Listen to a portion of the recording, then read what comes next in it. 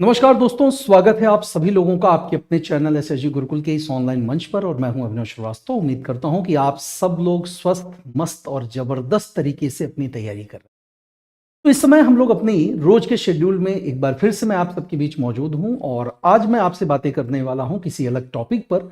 और स्पेशली आपकी लगातार मांग के बाद मैंने आपके लिए बॉटनी के क्लासिफिकेशन का एक छोटा सा शॉर्ट आपके लिए आज मैं तैयार करने हेतु यहाँ पर उपस्थित हूँ।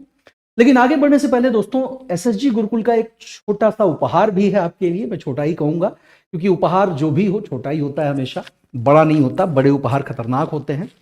ये छोटा सा उपहार ये है दोस्तों कि आप सबके लिए, यानी यूपीएलटी ग्रेड बायोलॉजी 2025 के प्रवेश परीक्षाओं की तैयारी कर रहे सभी छात्रों के लिए एक सुनहरा अवसर।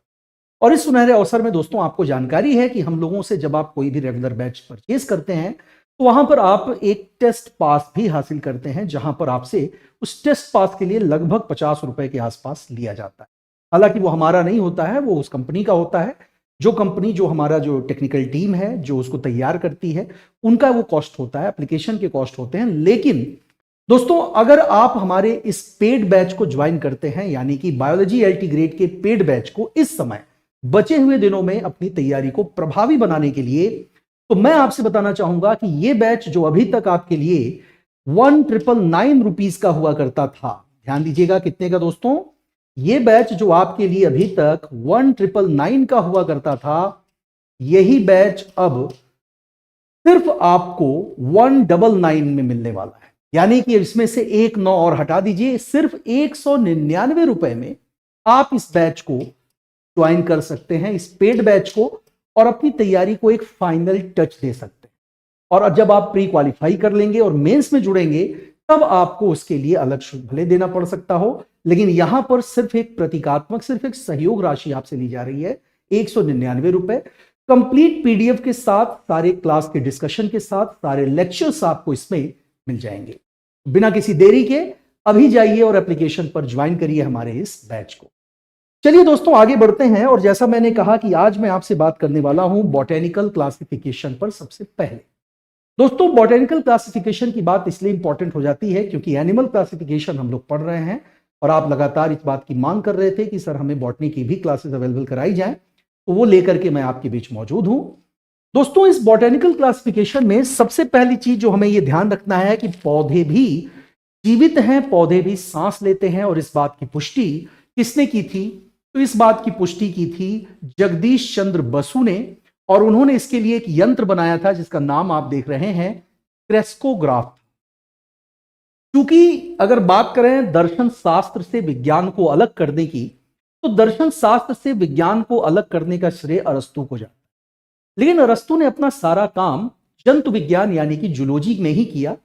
ऐसे में बॉटनी के लिए जरूरी हो जाता है कि वहां भी एक व्यक्ति हो जो बॉटनी के पिता का दर्जा हासिल करे।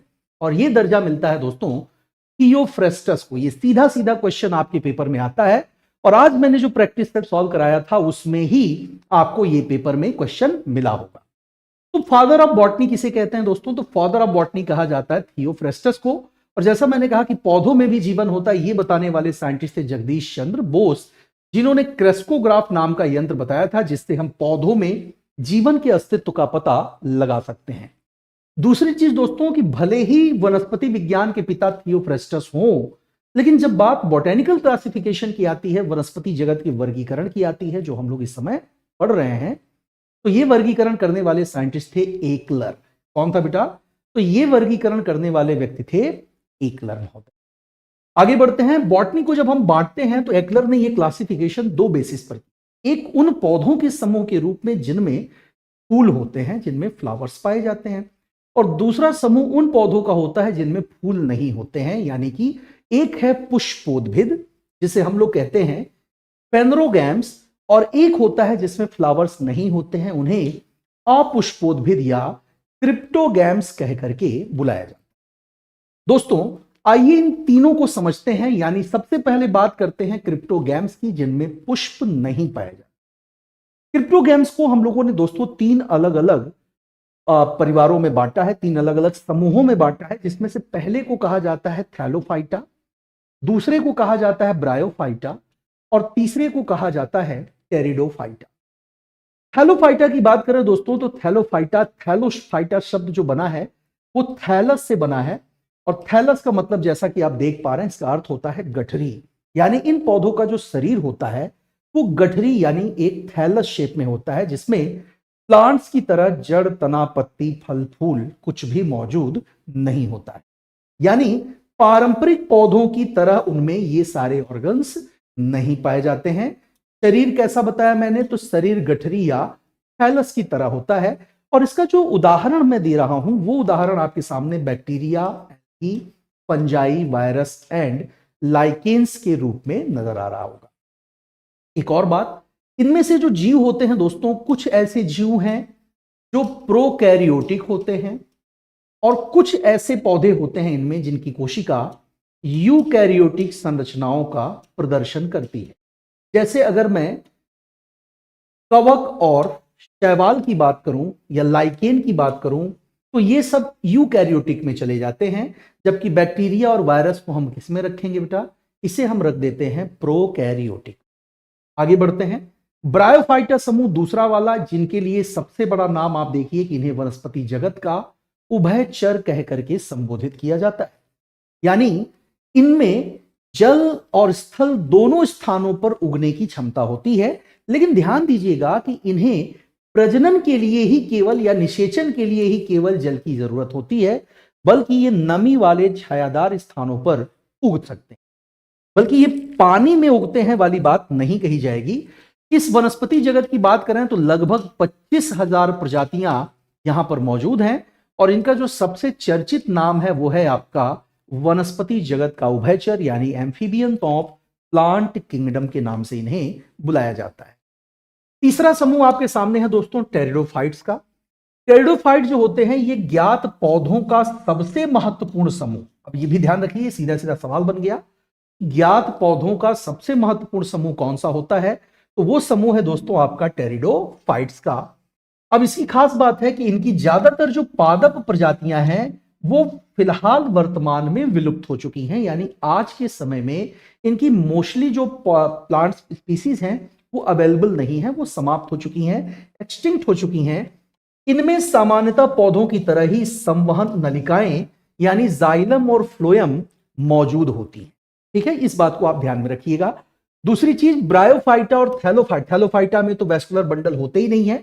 ब्रायोफाइटा में होने के बाद भी विशेष रूप से कार्यशील नहीं होते हैं या लगभग ना के बराबर, और यहां पर होते भी हैं और कुछ हद तक वो काम भी करते हैं। कार्यशील होते हैं बेटा, ध्यान रखना, होते हैं।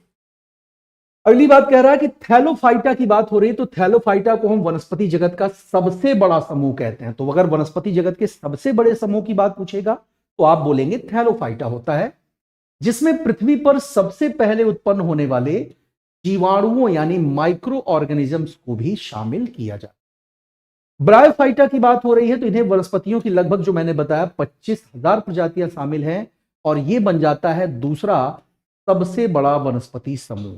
सेकेंड लार्जेस्ट जो अगर ग्रुप की बात करेंगे प्लांट्स में, तो सेकेंड लार्जेस्ट ग्रुप प्लांट्स का कौन सा है, वो आपका ब्रायोफाइटा है। तो ये तीनों वर्गीकरण किसके हैं दोस्तों, ये तीनों वर्गीकरण आपके क्रिप्टोगैमस के हैं। अब आगे मैं जो बात आपसे कर रहा हूं वो फेनरोगैम्स के बारे में कर रहा हूं। फेनरोगैम्स यानी पुष्पोद्भिद जिसमें फूल पाए जाते हैं। अब फेनरोगैम्स को जब बांटा जाता है तो दो हिस्सों में हम इन्हें बांटते हैं। एक है आपका जिम्नोस्पर्म, जिन्हें अनावृत बीजी कहते हैं, यानी इनके बीज पर आवरण या बीज चोल नहीं पाया जाता है। जबकि दूसरा समूह है आवृत बीजी, जिनमें बीज चोल पाया जाता है। अगर बात करें अनावृत बीजी की तो इसमें ध्यान रखिएगा, इसमें ओवरी का विकास जो है वो नहीं होता है, और इनके बीज जो होते हैं वो फलों के अंदर नहीं पाए जाते। ठीक, जबकि अगर यही सवाल आवृत बीजी के लिए पूछेगा तो इनके बीज फलों के अंदर पाए जाते हैं। तो ये एक बेसिक डिफरेंस है जो मैंने आपको यहां पर बताया है। आगे बढ़ते हैं। अब अगर हम यहां पर अनावृत बीजियों के बाद आवृत बीजी को क्लासिफाई करें, यानी कि बात कर रहे हैं हम लोग एंजियोस्पर्म की। जब एंजियोस्पर्म को दोस्तों वर्गीकृत किया जाता है तो एंजियोस्पर्म जो होते हैं ये एक बीजपत्री और द्विबीजपत्री यानी मोनोकॉट और डाइकॉट दो हिस्सों में बांटे जाते हैं। मोनोकॉट की बात करें तो इनमें फल, फूल तथा सब्जियों की करीब करीब 3 परिवारों को रखा गया, और वहीं पर द्विबीजपत्री में जब आओगे तो इसमें हम लोग 8 अलग अलग फैमिलीज को शामिल करते हैं। अब वो फैमिलीज आपने सुनी होंगी दोस्तों, ग्रेमिनेसी, कुकुरबिटेसी, रोजेसी, कंपोजिटी, रूटेसी, सुना होगा ये सारे नाम। तो ये उन्हीं फूलों या उन्हीं फैमिलीज की मैं यहां पर आपसे बात कर रहा हूं। अब यहां देखो, कुछ नाम मैंने बताए हैं साइंटिफिक, कुछ प्लांट्स के, कुछ फलों के, कुछ सब्जियों के, जो आपसे पेपर में लगातार पूछे जाते हैं। अब जैसे आलू की बात हो रही है तो आलू को हम लोग सोलनम ट्यूबरोसम कहते हैं। मटर की बात करें तो मटर को पाइजम सटाइवम बोला जाता है। मकोएस सोलनम नाइग्रम होता है बेटा। मक्का इसे जिया मेस कहते हैं। तुलसी का नाम ऑसिमम सैंक्टम होता है। गुड़हल जो है हिबिस्कस रोजा साइनेंसिस है। सरसों ब्रेसिका कंपेस्ट्रिस। हींग जो है वो फेरुला एस्फोटिडा। चना जो है वो साइजर एरिएटिनम। मूंगफली की बात करें तो एरिकस हाइपोजिया। गेहूं जो है ट्रिटिकम एस्टिवम। धान जो है वो ओराइजा सटाइवा। नीम एजा डिरेक्टा इंडिका। पीपल फाइकस रिलीजियोसा। और बरगद जो है फाइकस बेंगालेंसिस जैसे नामों से जाना जाता है। वहीं दूसरी तरफ केला अगर देखोगे तो केले को हम लोग मूसा सेपियंटम कहते हैं। सेब को कार्पस मैलियस कहा जाता है। रुद्राक्ष जो है यह है इलियोकार्पस सेरिकस। सेम की बात करें तो डॉलिकस लबलब। और भांग जो होता है, जो कि ग्रेमिनी फैमिली का ही है, फांसी पौधा है, इसको भी हम लोग कैनेबिस सटाइवा जैसे नाम से बुलाते हैं। तो ये कुछ छोटा सा टॉपिक है, छोटे छोटे नाम हैं। मैं उम्मीद करता हूं कि छोटे से टॉपिक को भी आपने बढ़िया तरीके से समझा होगा, और न केवल समझा होगा बल्कि आने वाले समय में इससे रिलेटेड क्वेश्चंस को भी आप बेहतर तरीके से सॉल्व कर पाएंगे। तो फिलहाल इस छोटी सी क्लास के लिए यहीं तक। मिलते हैं अगली क्लास में किसी और नए टॉपिक के साथ। और यहां पर जो मैंने क्लासिफिकेशन किया, आगे की क्लासेस में मैं इसी क्लासिफिकेशन को डिटेल तरीके से आपको समझाऊं। तब तक के लिए अपना ख्याल रखिए, तैयारियों में कोई कमी मत आने दीजिए, और अगर आप जरूरी समझते हैं, उचित लगता है, तो हमारे पेड बैच से जुड़ना जरूर स्वीकारिए, उससे जरूर जुड़िए, जुड़ना मत भूलिए। सिर्फ 199 रुपए के सहाय। थैंक यू वेरी मच दोस्तों, नमस्कार।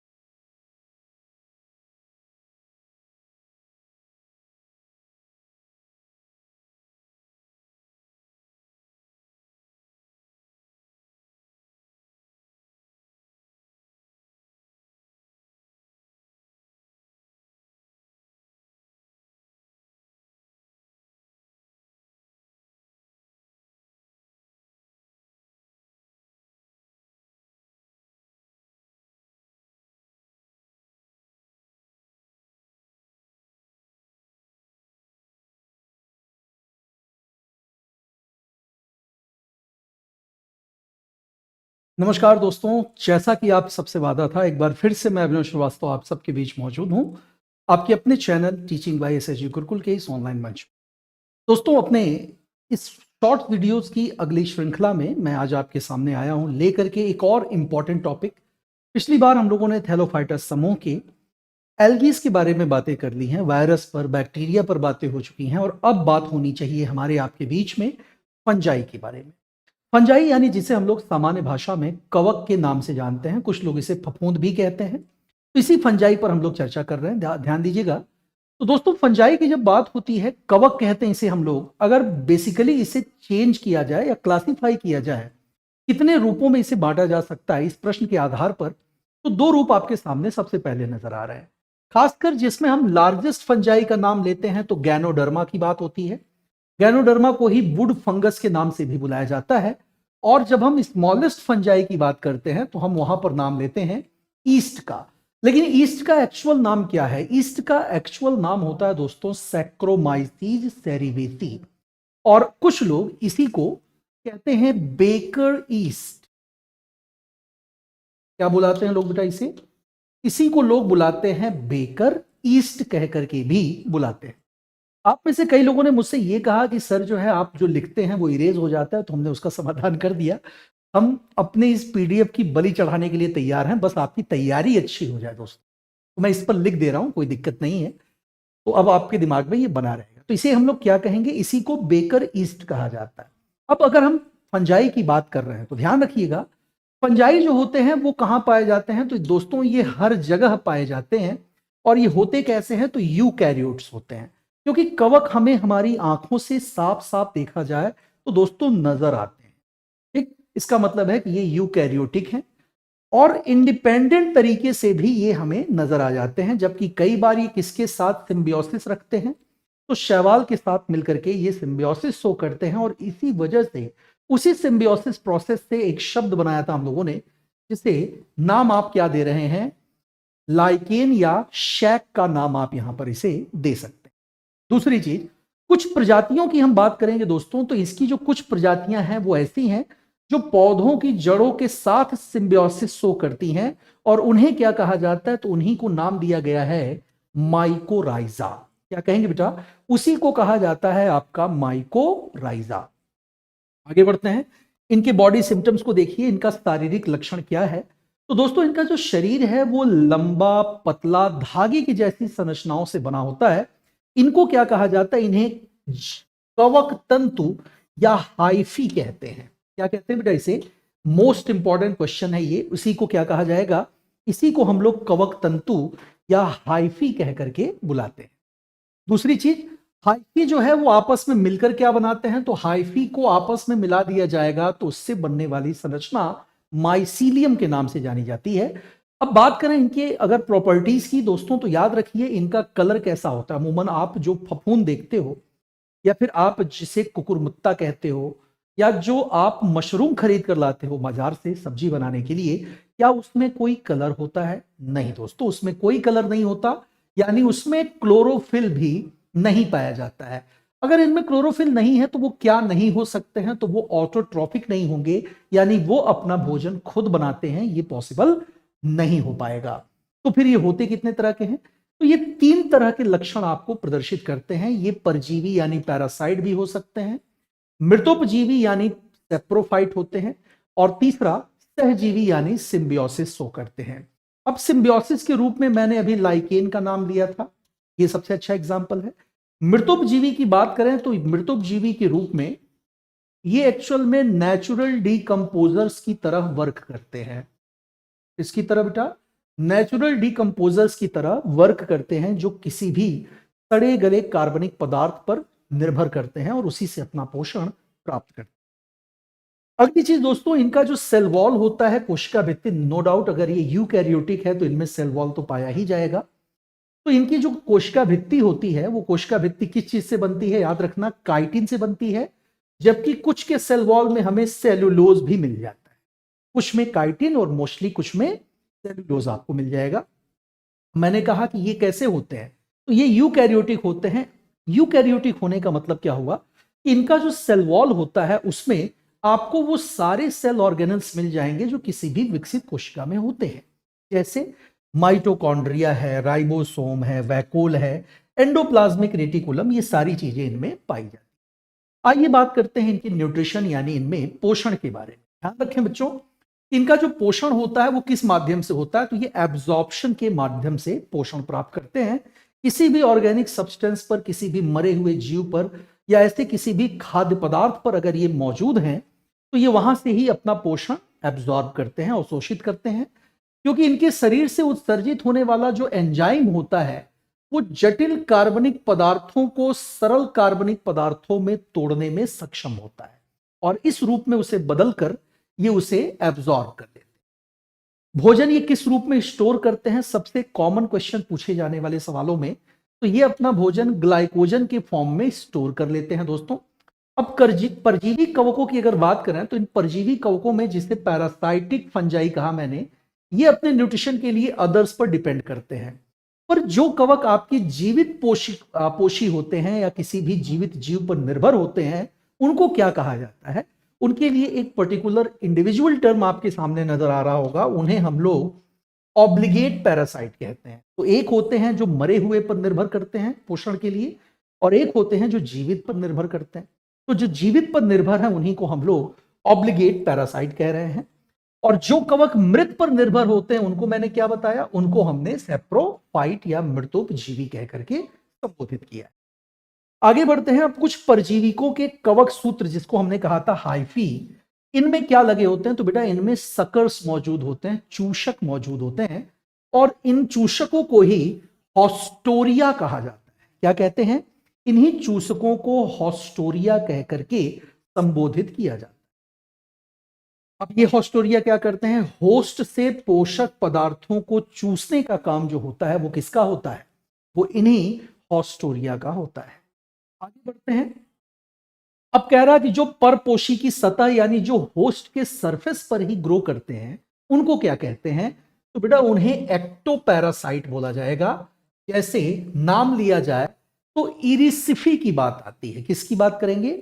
इरिसिफी की बात आती है, वो एक एक्टोपैरासाइट होता है।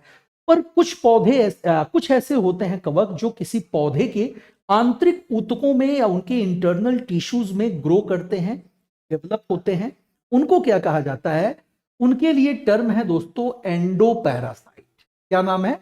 एंडोपैरासाइट। और इसके लिए एग्जाम्पल आपके सामने क्या दिख रहा है? उन्हें हम पीथियम कहते हैं। क्या कहेंगे? एंडोपैरासाइट कहा जाता है, जिसका सबसे अच्छा एग्जाम्पल है आपके सामने पीथियम। तो पीथियम और इरिसिफे के बीच का डिफरेंस ध्यान रखना। इरिसिफे जो है वो आपका एक्टोपैरासाइट होता है, लेकिन पीथियम जो होता है वो एंडोपैरासाइट होता है। जीवित परजीवी पर भी ये निर्भर होते हैं। तो अगर ये किसी लिविंग पैरासाइट पर ये डिपेंड करते हैं तो इसका एग्जाम्पल अगर पूछेगा तो पक्सीनिया बताएंगे।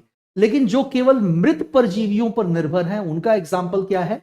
उनमें नाम आ रहा है दोस्तों फैकल्टेटिव पैरासाइट का, जैसे यूस्टिलागो एग्जाम्पल बन जाता है इसका। आइए बात करते हैं फंजाई में रिप्रोडक्शन के बारे में, यानी कि कवकों में प्रजनन कैसे होता है। दोस्तों कवक में अगर प्रजनन की बात की जाए तो ध्यान रखिए, इनका जो रिप्रोडक्शन होता है मूल रूप से कवक की बात हो रही है। इतना तो इस बातचीत से स्पष्ट हो रहा है कि ये जो कवक हैं ये हमारे वातावरण में बहुत महत्वपूर्ण भूमिका निभाते हैं। यहां मैं एक नाम दोहराना चाहूंगा पीछे से भी। जैसे पहला नाम मैंने लार्जेस्ट फंजाई के रूप में गैनोडर्मा की बात की थी। आपको ये पता होना चाहिए कि गैनोडर्मा का दोस्तों बहुत ही व्यापक मेडिसिनल यूज होता है।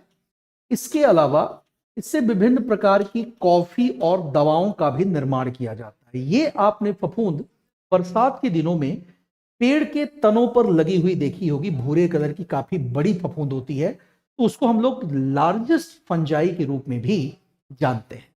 वापस आते हैं, बात करते हैं दोस्तों इनके रिप्रोडक्शन के बारे में। तो इनका जो रिप्रोडक्शन होता है कवकों में, वो याद रखें वो 3 तरीकों से हो रहा है।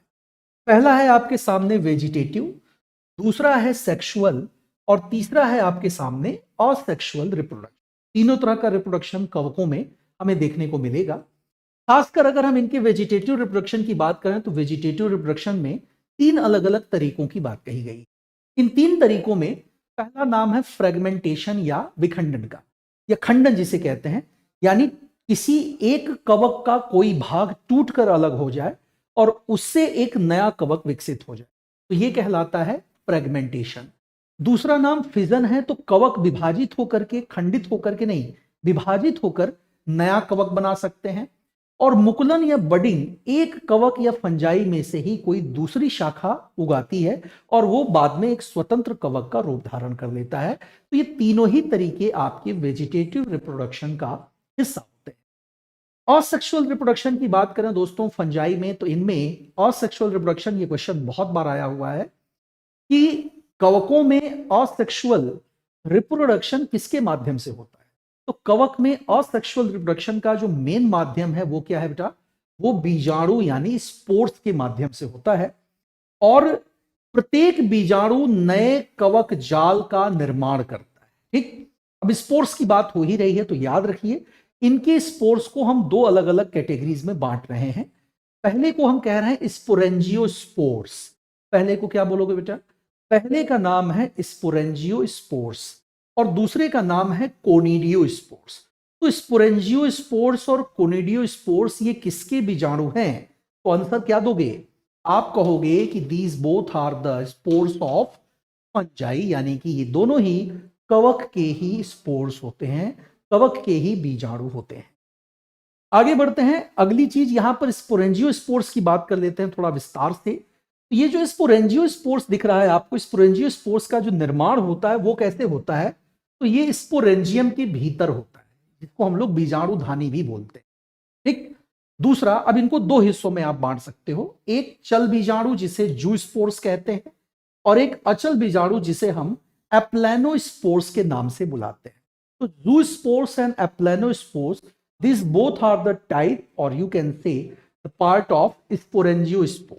ठीक है, और कहां बनता है? तो ये बनता है आपका स्पोरेंजियम के भीतर, यानी कि बीजाणुधानी के भीतर बनता है। कोनिडिया की बात करना जरूरी है क्योंकि कोनिडिया कई बार आया हुआ है ये भी एग्जाम में। तो कोनिडिया की बात हो रही दोस्तों, तो याद रखिए ये क्या होते हैं? ये एक कोशिकीय होते हैं, यानी कि ये यूनिसेल्यूलर होते हैं। साथ साथ ये द्विकोशिकीय भी हो सकते हैं, बाइसेल्यूलर भी हो सकते हैं, और मल्टी कोशिकीय यानी कि मल्टी सेल्यूलर भी हो सकते हैं। तो तीनों रूपों में इन्हें बांटा जा सकता है। कोनिडियोफोर के सिरों पर बाहर की ओर क्या मौजूद होता है? तो एक्सोजीनस उभरी हुई जो संरचनाएं होती हैं वो मौजूद होती हैं। और सबसे खास बात दोस्तों, ये कभी भी सिंगल भी हो सकते हैं और कभी कभी ये एक सीरीज का निर्माण करते हैं। तो अगर सीरीज वाली बात पूछेगा, श्रृंखला में पूछेगा, तो इसका सबसे अच्छा एग्जाम्पल आपके सामने जो नजर आ रहा है वो है पेनिसिलियम नोटेटम। पेनिसिलियम नोटेटम की बात करें तो इसी से पेनिसिलिन नाम के, ठीक है, पेनिसिलिन नाम के एंटीबायोटिक का निर्माण किया गया था। पूछता है कभी कभी किसने किया था?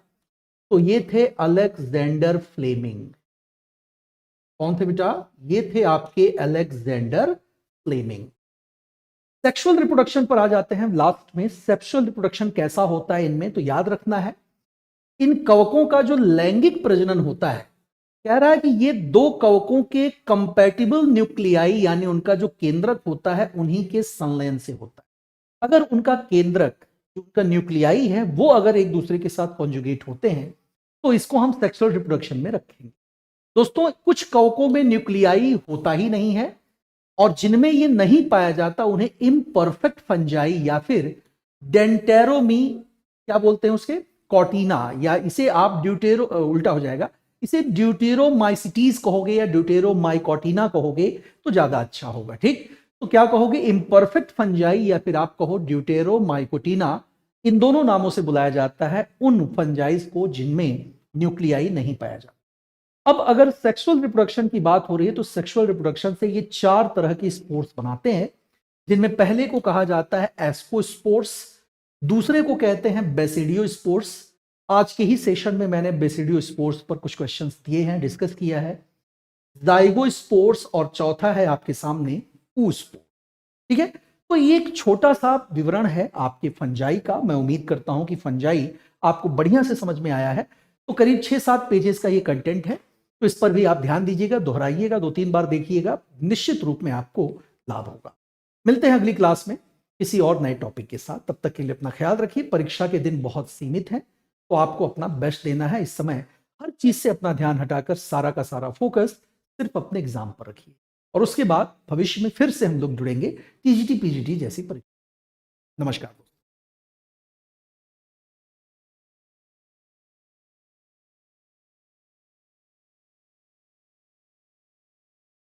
नमस्कार दोस्तों, मैं अभिनव श्रीवास्तव आप सभी का हार्दिक स्वागत करता हूं आपके अपने channel teaching bye SSG Gurukul के इस ऑनलाइन प्लेटफॉर्म। और आज मैं फिर से मौजूद हूं, जैसा कि मेरा हमेशा आपसे वादा रहा है, कमिटमेंट रहा है कि जब तक आपकी परीक्षा हो नहीं जाती, प्री एग्जाम नहीं हो जाता, तब तक हम हर दिन आपके साथ मुलाकात करेंगे और आपके लिए कोई ना कोई ऐसा टॉपिक लेकर आएंगे जो आपकी तैयारी को एक फाइनल टच देने में आपकी मदद करे। तो आज मैं आपके सामने फिर से मौजूद हूं, लेकर के आपके बॉटनी का एक बहुत ही महत्वपूर्ण हिस्सा, यानी कि एल्गी के बारे में। दोस्तों, एल्गी की बात करें तो आपको पता है कि बॉटनी में जब हम लोग क्लासिफिकेशन करते हैं, तो बॉटेनिकल क्लासिफिकेशन में सबसे पहले दो हिस्सों में जब हम लोग बांटते हैं, जिसमें से एक होता है आपका क्रिप्टोगैम्स और एक होता है आपका, जिसे आप कहते हैं दोस्तों, फेनरोगैमस। तो इसमें से जो ये क्रिप्टोगैमस का नाम आपके सामने मैंने रखा है, ये क्रिप्टोगैमस वो होते हैं जिनमें फ्लावर्स नहीं पाए जाते। तो उन्हीं समूहों में, यानी क्रिप्टोगैमस को 3 समूहों में बांटा गया है। ये बात आपको बॉटेनिकल क्लासिफिकेशन में हमने बहुत विस्तार से समझाया था। तो उसी में से एक, यानी कि 3 में से एक, थैलोफाइटा, ब्रायोफाइटा और टेरिडोफाइटा में से एक थैलोफाइटा की बात हम लोग यहां पर कर रहे हैं। और थैलोफाइटा में हमारे सामने आज मौजूद है एल्गी, यानी कि शैवाल। सामान्य भाषा में आप इसे काई कह करके भी संबोधित करते हैं। ग्रामीण क्षेत्रों में ज्यादातर लोग, जहां पर नमी होती है, जहां पर लगातार पानी गिर रहा होता है, जहां पर वर्षा हो रही है अगर, या कहीं पानी का जमाव है, तो वहां पर आप काई देखते हैं। सामान्य भाषा में जिसे आप काई बोलते हो, उसी को इंग्लिश में एल्गी या फिर उसी को शैवाल कहा जाता है। आप देख सकते हैं कि यहां ये बात स्पष्ट रूप से लिखी गई है कि ये सर्वाधिक आदिम पौधे हैं, यानी कि मोस्ट प्रिमिटिव प्लांट की बात जब भी आएगी तो मोस्ट प्रिमिटिव प्लांट में सबसे ऊपर नाम दिया जाएगा एल्गीज का। तो दोस्तों, ध्यान दें कि यहां पर कहा जा रहा है कि पौधों का ये एक विशाल समूह है जिसे धरती पर सबसे पहले उत्पन्न होने वाले पौधों के रूप में भी जाना जाता है। और इनका जो शरीर है, जैसा कि आपको बताया कि ये थैलोफाइटा का हिस्सा है, तो इसका मतलब है कि इनका शरीर थैलस शेप्ड होगा, गठरी जैसा होगा, जिसमें जड़, तना, पत्ती वगैरह का कहीं कोई विभाजन नहीं होता है। इनकी बॉडी थैलस शेप्ड होती है, जिसे हिंदी में एक और नाम दिया जाता है, और इसे हम लोग हिंदी में क्या कहते हैं दोस्तों, सूकाय, या इसी को थैलस शेप्ड भी बोला जाता है। दूसरी बात, इनमें वेस्कुलर बंडल, यानी कि जो संवहन नलिकाएं होती हैं, जिसे आप 2 रूपों में बांटते हैं, एक जाइलम और एक फ्लोएम के रूप में। ये दोनों ही दोस्तों इसमें मौजूद नहीं होती हैं, यानी इनमें न तो जाइलम होता है और ना ही फ्लोएम होता है। आपको पता है कि जाइलम ही आगे चल करके लकड़ी या वुड के फॉर्म में जाना जाता है। तो इसका मतलब है कि इनसे हमें कोई लकड़ी प्राप्त नहीं होती, क्योंकि इनमें जाइलम, फ्लोएम यानी वेस्कुलर बंडल एब्सेंट है। क्यों? क्योंकि ये जलीय होने के कारण आवश्यक खनिज तथा जितनी भी जरूरतें इनकी होती है, वो अपने बॉडी सरफेस से ही ये एब्जॉर्ब कर लेते हैं। इसलिए इन्हें जाइलम और फ्लोएम की कोई आवश्यकता नहीं रहती है। दूसरी बात दोस्तों, जैसा मैंने आपसे कहा कि इनमें क्लोरोफिल भी पाया जाता है, और अगर इनमें क्लोरोफिल है तो इसका मतलब ये हुआ कि ये क्या हो जाते हैं, ये ऑटोट्रॉफिक होते हैं, जो सूर्य के प्रकाश की उपस्थिति में प्रकाश संश्लेषण के द्वारा अपना भोजन खुद बनाने की क्षमता रखते हैं। और सबसे खास बात, इनकी बॉडी में हमें क्या मिल जाता है, एयर कैविटी मिल जाती है, यानी वायु कोश मिल जाते हैं, और इन वायु कोशों की मदद से ये फ्लोट करने में सक्षम होते हैं। इनमें बॉयंसी की क्षमता होती है और ये पानी में सीधे खड़े भी रह सकते हैं। ये तीनों बातें इन्हीं से जुड़ी हुई हैं, और शैवाल का विस्तृत व्यापक उल्लेख करने में ये हमारी आपकी मदद करेंगे। आगे बढ़ते हैं दोस्तों। अब सबसे बढ़िया जो पॉइंट आपके एग्जाम में पूछा जाता है कि इनमें क्या नहीं होता है या किस चीज का निर्माण नहीं होता, तो ये ध्यान रखना है कि फर्टिलाइजेशन के बाद इनमें भ्रूण यानी एम्ब्रियो का निर्माण नहीं होता है। लेकिन कुछ इसकी प्रजातियां, जैसे कि अगर मैं बात करूं वॉलवॉक्स की, तो वॉलवॉक्स हमेशा ही कॉलोनी में पाई जाती है। लेकिन कुछ और नाम, जैसे स्पाइरोगाइरा की बात करें या यूलोथ्रिक्स की बात करें, ये फिलामेंटस होते हैं, यानी तंतुवत होते हैं, और ये स्वतंत्र रूप से भी पाए जाते हैं। वहीं पर एल्बा, और या कहीं कहीं उसका नाम उल्वा लिखा मिलता है, ज्यादा चर्चित नाम ये ALBA ही रहता है। तो अल्बा की खास बात है कि कोशिकीय परतों के रूप में ये पाया जाता है, यानी ये अलग अलग लेयर्ड स्ट्रक्चर का निर्माण करता है। आगे बढ़ते हैं, अब बात कर लेते हैं इसके क्लासिफिकेशन की। तो सवालों को सामान्य भाषा में जब हम लोग विभाजित करते हैं, इसका वर्गीकरण करते हैं, तो आप इसे 3 अलग-अलग रूपों में बांटते हैं। इन तीनों से बहुत सारे सवाल आपके रिसेंटली मैंने कई प्रैक्टिस पेपर आपके जो सॉल्व कराए, कई मॉक टेस्ट जो हम लोगों ने किए, उनमें आपने देखा होगा इन तीनों से जुड़े हुए सवाल अलग-अलग स्तर पर आपसे पूछे गए हैं। देखते हैं वो सवाल क्या है।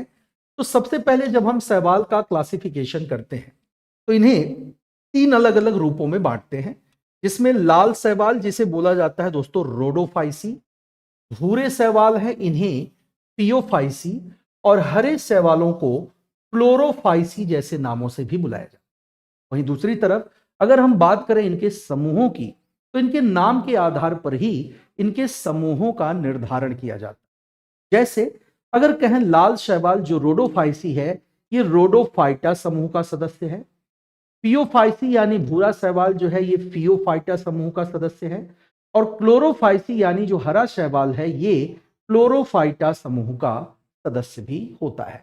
वहीं अब सबसे पहले जो एक नाम हमारे सामने आया है लाल शैवाल का, इसकी चलिए कुछ बात करके हैं और विस्तार से समझते हैं। जैसा मैंने कहा, लाल शैवाल जिसे हमने नाम दिया था रोडोफाइसी, दोस्तों इनकी कोशिकाओं में आपको नजर आ रहा होगा गामा फाइकोइरिथ्रिन नाम का एक पिगमेंट पाया जाता है, एक वर्णक पाया जाता है। और इसी वर्णक के कारण इनमें जो क्लोरोफिल होता है वो क्या होता है, क्लोरोफिल ए के कारण उत्पन्न हरा जो रंग होता है वो इसी गामा फ्लोरोफाइसी की वजह से या गामा फाइकोइरिथ्रिन की वजह से क्या हो जाता है, ये आपका दब जाता है। इनका जो हरा रंग है वो प्रकट नहीं हो पाता।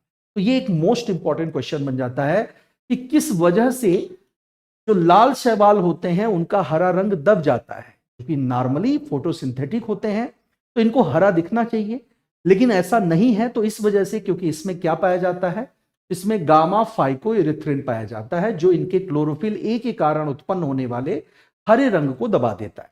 इसमें आप देखोगे ध्यान से तो आपको दूसरा भी प्रश्न मिल जाएगा कि हरे रंग के लिए कौन सा क्लोरोफिल जिम्मेदार होता है, तो वो होता है दोस्तों क्लोरोफिल ए।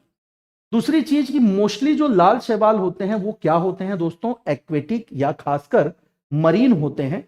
बट इनकी कुछ प्रजातियां ऐसी भी जी होती हैं जो नॉन सैलाइन वाटर में पाई जाती हैं, यानी अलवणीय जल में पाई जाती हैं। तो आप कह दोगे कि ये फ्रेश वाटर में भी कुछ प्रजातियां इसकी पाई जाती हैं। ये देखा जाए तो ये मोनोसेल्यूलर होते हैं, या आप इन्हीं को कई बार एक कोशिकीय या यूनिसेल्यूलर जैसे नामों से भी बुलाते हो। तो इसका मतलब ये है कि ये माइक्रोस्कोपिक होती हैं। माइक्रोस्कोपिक का मतलब इन्हें खुली आंखों से नहीं देखा जा सकता जब तक कि हम माइक्रोस्कोप की मदद से इनके तस्वीरों को इनलार्ज करके ना देखें, ठीक है। और साथ ही ये बढ़ भी सकते हैं, तो ये आधा मीटर तक के साइज के भी हो सकते हैं। ये दोनों बातें इन पर गहराई से लागू होती हैं। दूसरी बात, कुछ शैवालों की सेल वॉल की बात कर रहे हैं दोस्तों, तो कुछ शैवालों की सेल वॉल जो होती है उससे कैल्शियम कार्बोनेट का स्राव होता है। किस चीज का बेटा, उससे कैल्शियम कार्बोनेट यानी कि CaCO3 का सिक्रेशन होता है, स्राव होता है। और ध्यान दीजिएगा, ये जमा होकर के क्या बनाते हैं, तो ये जमा होकर के कोरल जैसी संरचनाओं का निर्माण करते हैं। वही कोरल रीफ, जिसका सबसे बड़ा उदाहरण ग्रेट बैरियर रीफ नाम का आपने कोरल रीफ या प्रवाल भित्ति सुनी होगी, जो कि बहुत सारे बायोडायवर्सिटी का केंद्र बन जाता है, जहां बहुत सारे प्रकार के जीव जंतु और वनस्पतियां अपना निवास बना लेती हैं। अब चूंकि कोरल जैसी संरचनाओं का निर्माण करने में इनकी भूमिका है, तो ऐसे में दोस्तों इनका जो सेल वॉल होता है उसमें सेल्यूलोज के अलावा पैक्टिक और थोड़ी बहुत मात्रा में पॉलीसेकेराइड का भी हमें मौजूदगी मिल जाती है। ये दोनों चीजें मिल जाती हैं। और इसे क्या कहा जाता है, तो इसी को हम लोग नाम देते हैं फाइकोकोलाइड। क्या कहेंगे दोस्तों, फाइकोकोलाइड। क्यों, क्योंकि आपको पता है कि शैवालों के अध्ययन को फाइकोलॉजी के नाम से भी बुलाया जाता है। आगे देखिए, दो नाम और दिख रहे होंगे आपको, जेलिडियम और ग्रेसिलेरिया की बात आ रही है। तो ये जो जेलिडियम और ग्रेसिलेरिया है, इसी से हमें अगार अगार की प्राप्ति होती है। अगार अगार क्या है दोस्तों, तो इसका औद्योगिक स्तर पर उत्पादन किया जाता है और ये जिलेटिन की तरह का एक पदार्थ होता है जिसका इस्तेमाल किसी द्रव में मिला करके पहले हम उसे गर्म करते हैं और फिर जब हम उसे ठंडा करते हैं तो वो जो द्रव होता है वो सॉलिड स्टेट में कन्वर्ट हो जाता है। तो इसका इस्तेमाल इस रूप में भी किया जाता है। साथ साथ पोरफायरा, रॉडिमेनिया, पामेरिया, इन सब का प्रयोग किस रूप में होता है? भोजन के रूप में होता है। क्यों दोस्तों? क्योंकि इनमें बहुत सारा प्रोटीन और कुछ प्रजातियों में तो आयोडीन और दूसरे पोषक तत्व भी पर्याप्त मात्रा में पाए जाते हैं। उदाहरण के लिए जापान में उथले पानी में जिस शैवाल की खेती होती है वो कौन सा शैवाल है? वो है दोस्तों पोरफायरा। कहां पर खेती होती है? तो जापान में। जबकि भूरे शैवालों की तरफ हम बढ़ते हैं। भूरे शैवालों को मैंने क्या कहा? फियोफाइटा या फियोफाइसी कहा है, जिस ग्रुप से ये संबंध रखती हैं। इनकी खास बात क्या है? इनकी कोशिकाओं में आपको क्या मिल जाएगा? इनकी कोशिकाओं में आपको फ्यूकोजेंथिन नाम का एक वर्णक या पिगमेंट मिल जाता है, और इसी फ्यूकोजेंथिन की वजह से इनका जो रंग होता है वो कैसा होगा? इनका रंग फ्यूकोजेंथिन की वजह से ब्राउन यानी भूरा हो जाता है। दूसरी बात दोस्तों कि फियोफाइटा समूह से चूंकि ये संबंध रखते हैं, तो कई बार ये भी पूछता है कि फियोफाइटा समूह में कितने वंश और कितनी जातियां शामिल हैं। तो फियोफाइटा में करीब 200 वंश हैं और 2000 के लगभग जातियां जो हैं वो इसमें शामिल हैं। सारे के सारे जो भूरे शैवाल होते हैं दोस्तों, ये ध्यान रखना है कि समुद्रों के ठंडे पानी में पाए जाते हैं, पर इनकी भी कुछ प्रजातियां, जैसे एक नाम आपने सुना होगा सारगासम का। तो जो सारगासम है ये उत्तरी अटलांटिक के सारगैसो सागर के गर्म पानी में भी पाया जाता है, और संभवतः इसी के नाम पर इस सागर को सारगैसो सागर के नाम से भी जाना जाता है। अधिकांशतः आकार में ये छोटे होते हैं, लेकिन इनकी कुछ विशेष प्रजातियां, जैसे आपके सामने लैमिनेरिया की हमने बात की, तो लैमिनेरिया 2 से 9 मीटर तक के साइज का हो सकता है। ये ध्यान रखिएगा कि लैमिनेरिया से हमें क्या प्राप्त होता है? तो लैमिनेरिया से हमें आयोडीन की प्रचुर मात्रा प्राप्त होती है, तो टिंचर आयोडीन बनाया जाता है इससे। इसके अलावा नीरियोसिस्टिस जो 45 मीटर तक हो सकते हैं, और मैक्रोसिस्टिस जो 60 से लेकर 90 मीटर तक हो सकते हैं। ये इनकी कुछ सबसे बड़ी और विशिष्ट प्रजातियां हैं। अब बात करते हैं दोस्तों इनके सेल वॉल की। तो इनके सेल वॉल में हमें कितनी परतें मिलेंगी? तो सेल वॉल में हमें 2 अलग अलग लेयर्स मिल जाती हैं, जिसमें बाहरी परत किस चीज से बनती है?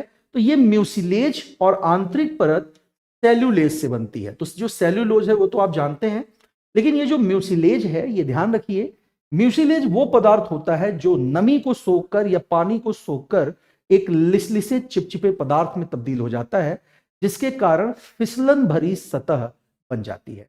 तो जो काई पर पैर फिसलने की घटना आपने सुनी होगी, काई लगने के कारण कहते हैं लोग कि आंगन में काई लग गई है, वहां पैर स्लिप कर गया, गिर गया, उसका मुंह फूट गया।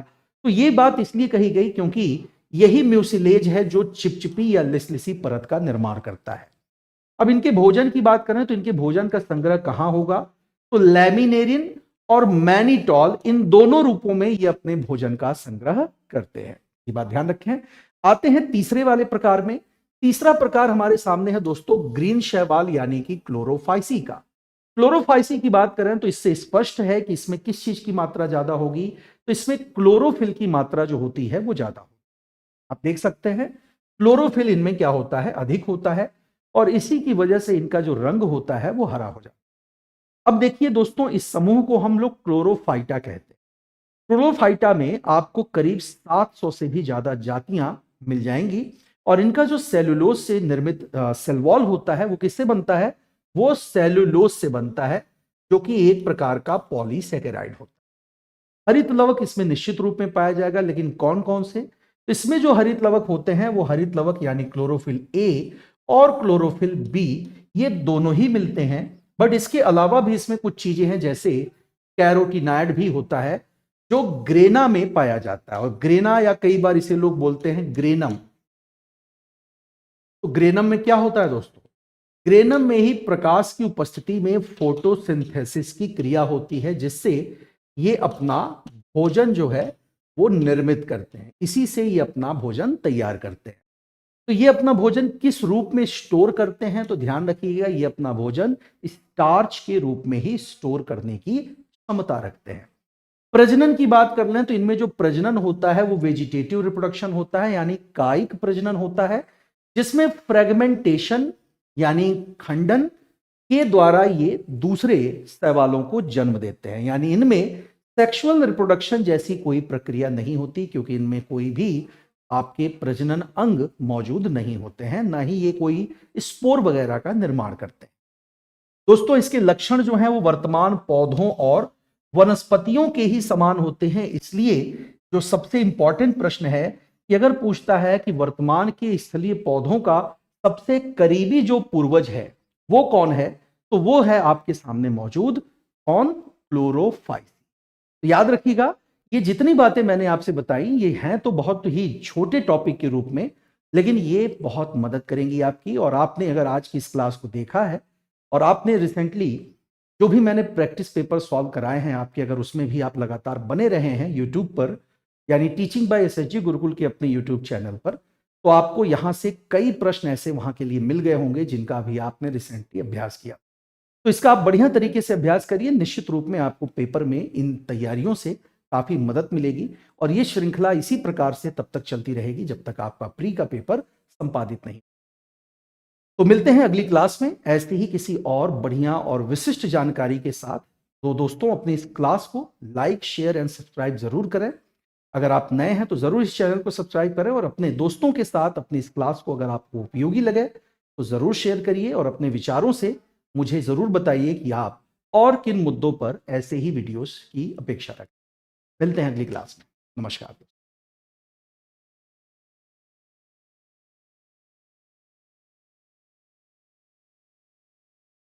नमस्कार दोस्तों, स्वागत है आप सभी लोगों का आपके अपने channel teaching bye SHG Gurukul के इस ऑनलाइन प्लेटफॉर्म पर, और मैं हूं अभिनव श्रीवास्तव। दोस्तों, अपनी पिछली क्लास में मैंने आप लोगों को प्लेटीहेल्मिन्थेस और इसके अलावा एल्गीज वगैरह के बारे में जानकारी दे दी है। तो चलिए, अपनी अगली कड़ी में आज हम लोग बात करने वाले हैं लाइकेन और माइकोराइजा के बारे में। आपने देखा होगा, अगर आप लगातार प्रैक्टिस पेपर सॉल्व कर रहे हैं, प्रीवियस पेपर्स देख रहे हैं, उन्हें कंसल्ट कर रहे हैं, तो यहां से भी आपको कई महत्वपूर्ण प्रश्न लगातार मिलते हैं। दोस्तों, लाइकेन को सामान्य रूप में हम लोग जिसे शैवाल कहते हैं, जो शैवाल और कवक का एक मिला जुला रूप होता है, इसकी ज्यादातर पहचान किस रूप में होती है? इसे हम लोग एक पॉल्यूटेंट इंडिकेटर के रूप में ज्यादा जानते हैं। लेकिन इसके अलावा इसके कई और उपयोग हैं, जैसे कुछ खास प्रकार के फ्रेग्रेंट्स भी इससे प्राप्त किए जाते हैं। इसके अलावा हम लोग लिटमस भी इसी से प्राप्त करते हैं, जिसका इस्तेमाल एसिड एंड बेस टेस्ट में होता है। इस तरह के और भी कई प्रश्न हैं जो यहां से बनते हैं। इसके अलावा माइकोराइजा की बात करें तो मनुष्यों में और साथ साथ पौधों में बीमारियों के लिए हम लोग माइकोराइजा को जानते हैं। तो आइए आज की इस क्लास में हम लोग लाइकेन और माइकोराइजा दोनों को संयुक्त रूप से समझने की कोशिश करें। दोस्तों, सबसे पहली बात तो ये कि लाइकेन्स के बारे में जब भी बात होती है तो इनको एक ऐसे ऑर्गेनिज्म के रूप में डिफाइन किया जाता है जिसे हम बहुत ही कंपोजिट ऑर्गेनिज्म कहते हैं। कंपोजिट इसलिए क्योंकि दो अलग अलग कारकों के कंपोजिशन से ये बने हैं, उनके मिलन से बने हुए हैं, जिसमें एक और शैवाल है और दूसरी तरफ कवक होता है। यानी कि एक तरफ algae and another one is fungi. तो दोनों के साहचर्य या जिसे हम लोग सिम्बियोसिस भी कहते हैं, तो दोनों के सिम्बियोसिस से इनका निर्माण हुआ है। सबसे महत्वपूर्ण बात यह है कि इसका जो फंजाई वाला हिस्सा है और जो एक एल्गी वाला हिस्सा है, तो एल्गी वाला हिस्सा फोटोसिंथेसिस करता है, यानी प्रकाश संश्लेषण करने में सक्षम होता है, जिससे ये सूरज के प्रकाश की उपस्थिति में दिन के समय भोजन का निर्माण करता है। वहीं दूसरी ओर जब हम लोग फंजाई की बात करते हैं तो फंजाई अपने फूड को ग्लाइकोजन के फॉर्म में स्टोर करता है, ये बात आप सबको पता है। ऐसे में रात के समय जब एल्गी वाला हिस्सा फोटोसिंथेसिस नहीं कर सकता, क्योंकि उस समय सूरज की रोशनी से नहीं मिल रही है, उस समय उन्हें जो न्यूट्रिशन चाहिए होता है वो न्यूट्रिशन फंजाई इन्हें प्रोवाइड कराता है। इस तरह से दोनों का काम साथ रहने से चल रहा है। तो जैसा मैंने कहा, इन्हें एक कंपोजिट ऑर्गेनिज्म के रूप में देखा जाता है जो एक साथ साहचर्यता का प्रदर्शन करते हैं। अब दोस्तों, कवक की बात करें यानी फंजाई की, तो दो विशिष्ट प्रजातियां इसकी बहुत चर्चा में रहती हैं, जिसमें से एक का नाम है एस्कोमाइसिटीज और दूसरे को कहा जाता है बेसिडियोमाइसिटीज। पहले को एस्कोमाइसिटीज और दूसरे का नाम है दोस्तों बेसिडियोमाइसिटीज। और जब बात हम लोग शैवाल की करते हैं तो शैवाल में प्रायः हम लोग एक नाम लेते हैं जिसे हम कहते हैं साइनोबैक्टीरिया। तो साइनोबैक्टीरिया के साहचर्य से ही इनका निर्माण होता है। तो ये ध्यान रखना है कि कवक की दो विशिष्ट प्रजातियां एस्कोमाइसिटीज तथा बेसिडियोमाइसिटीज और शैवाल जिसमें प्रायः क्या नाम है साइनोबैक्टीरिया, इन्हीं दोनों के मिलने से बनते हैं आपके लाइकेन्स। इस बात को ध्यान रखिएगा, ये बहुत पूछा जाता है कि लाइकेन्स के निर्माण में मुख्य रूप से कवक की कौन कौन सी प्रजातियां भाग लेती हैं। तो आप क्या बताएंगे? आप बताएंगे दोस्तों एस्कोमाइसिटीज एंड बेसिडियोमाइसिटीज के बारे में। अब इसका जो फंजाई वाला हिस्सा होता है, उस फंजाई वाले हिस्से को दोस्तों माइकोबियोन्ट कहते हैं या माइकोबाइंट भी बोला जाता है, और शैवाल वाला यानी एल्गी वाला जो हिस्सा होता है उसे फाइकोबाइंट कहते हैं। दोनों बातें ध्यान रखिए, व्हाट इज माइकोबाइंट एंड फाइकोबाइंट। तो यू कैन डिफाइन दैट कि फंजाई वाला जो पार्ट होता है दैट इज नोन एज माइकोबाइंट, और एल्गी वाला जो हिस्सा होता है उसको हम फाइकोबाइंट कहते हैं।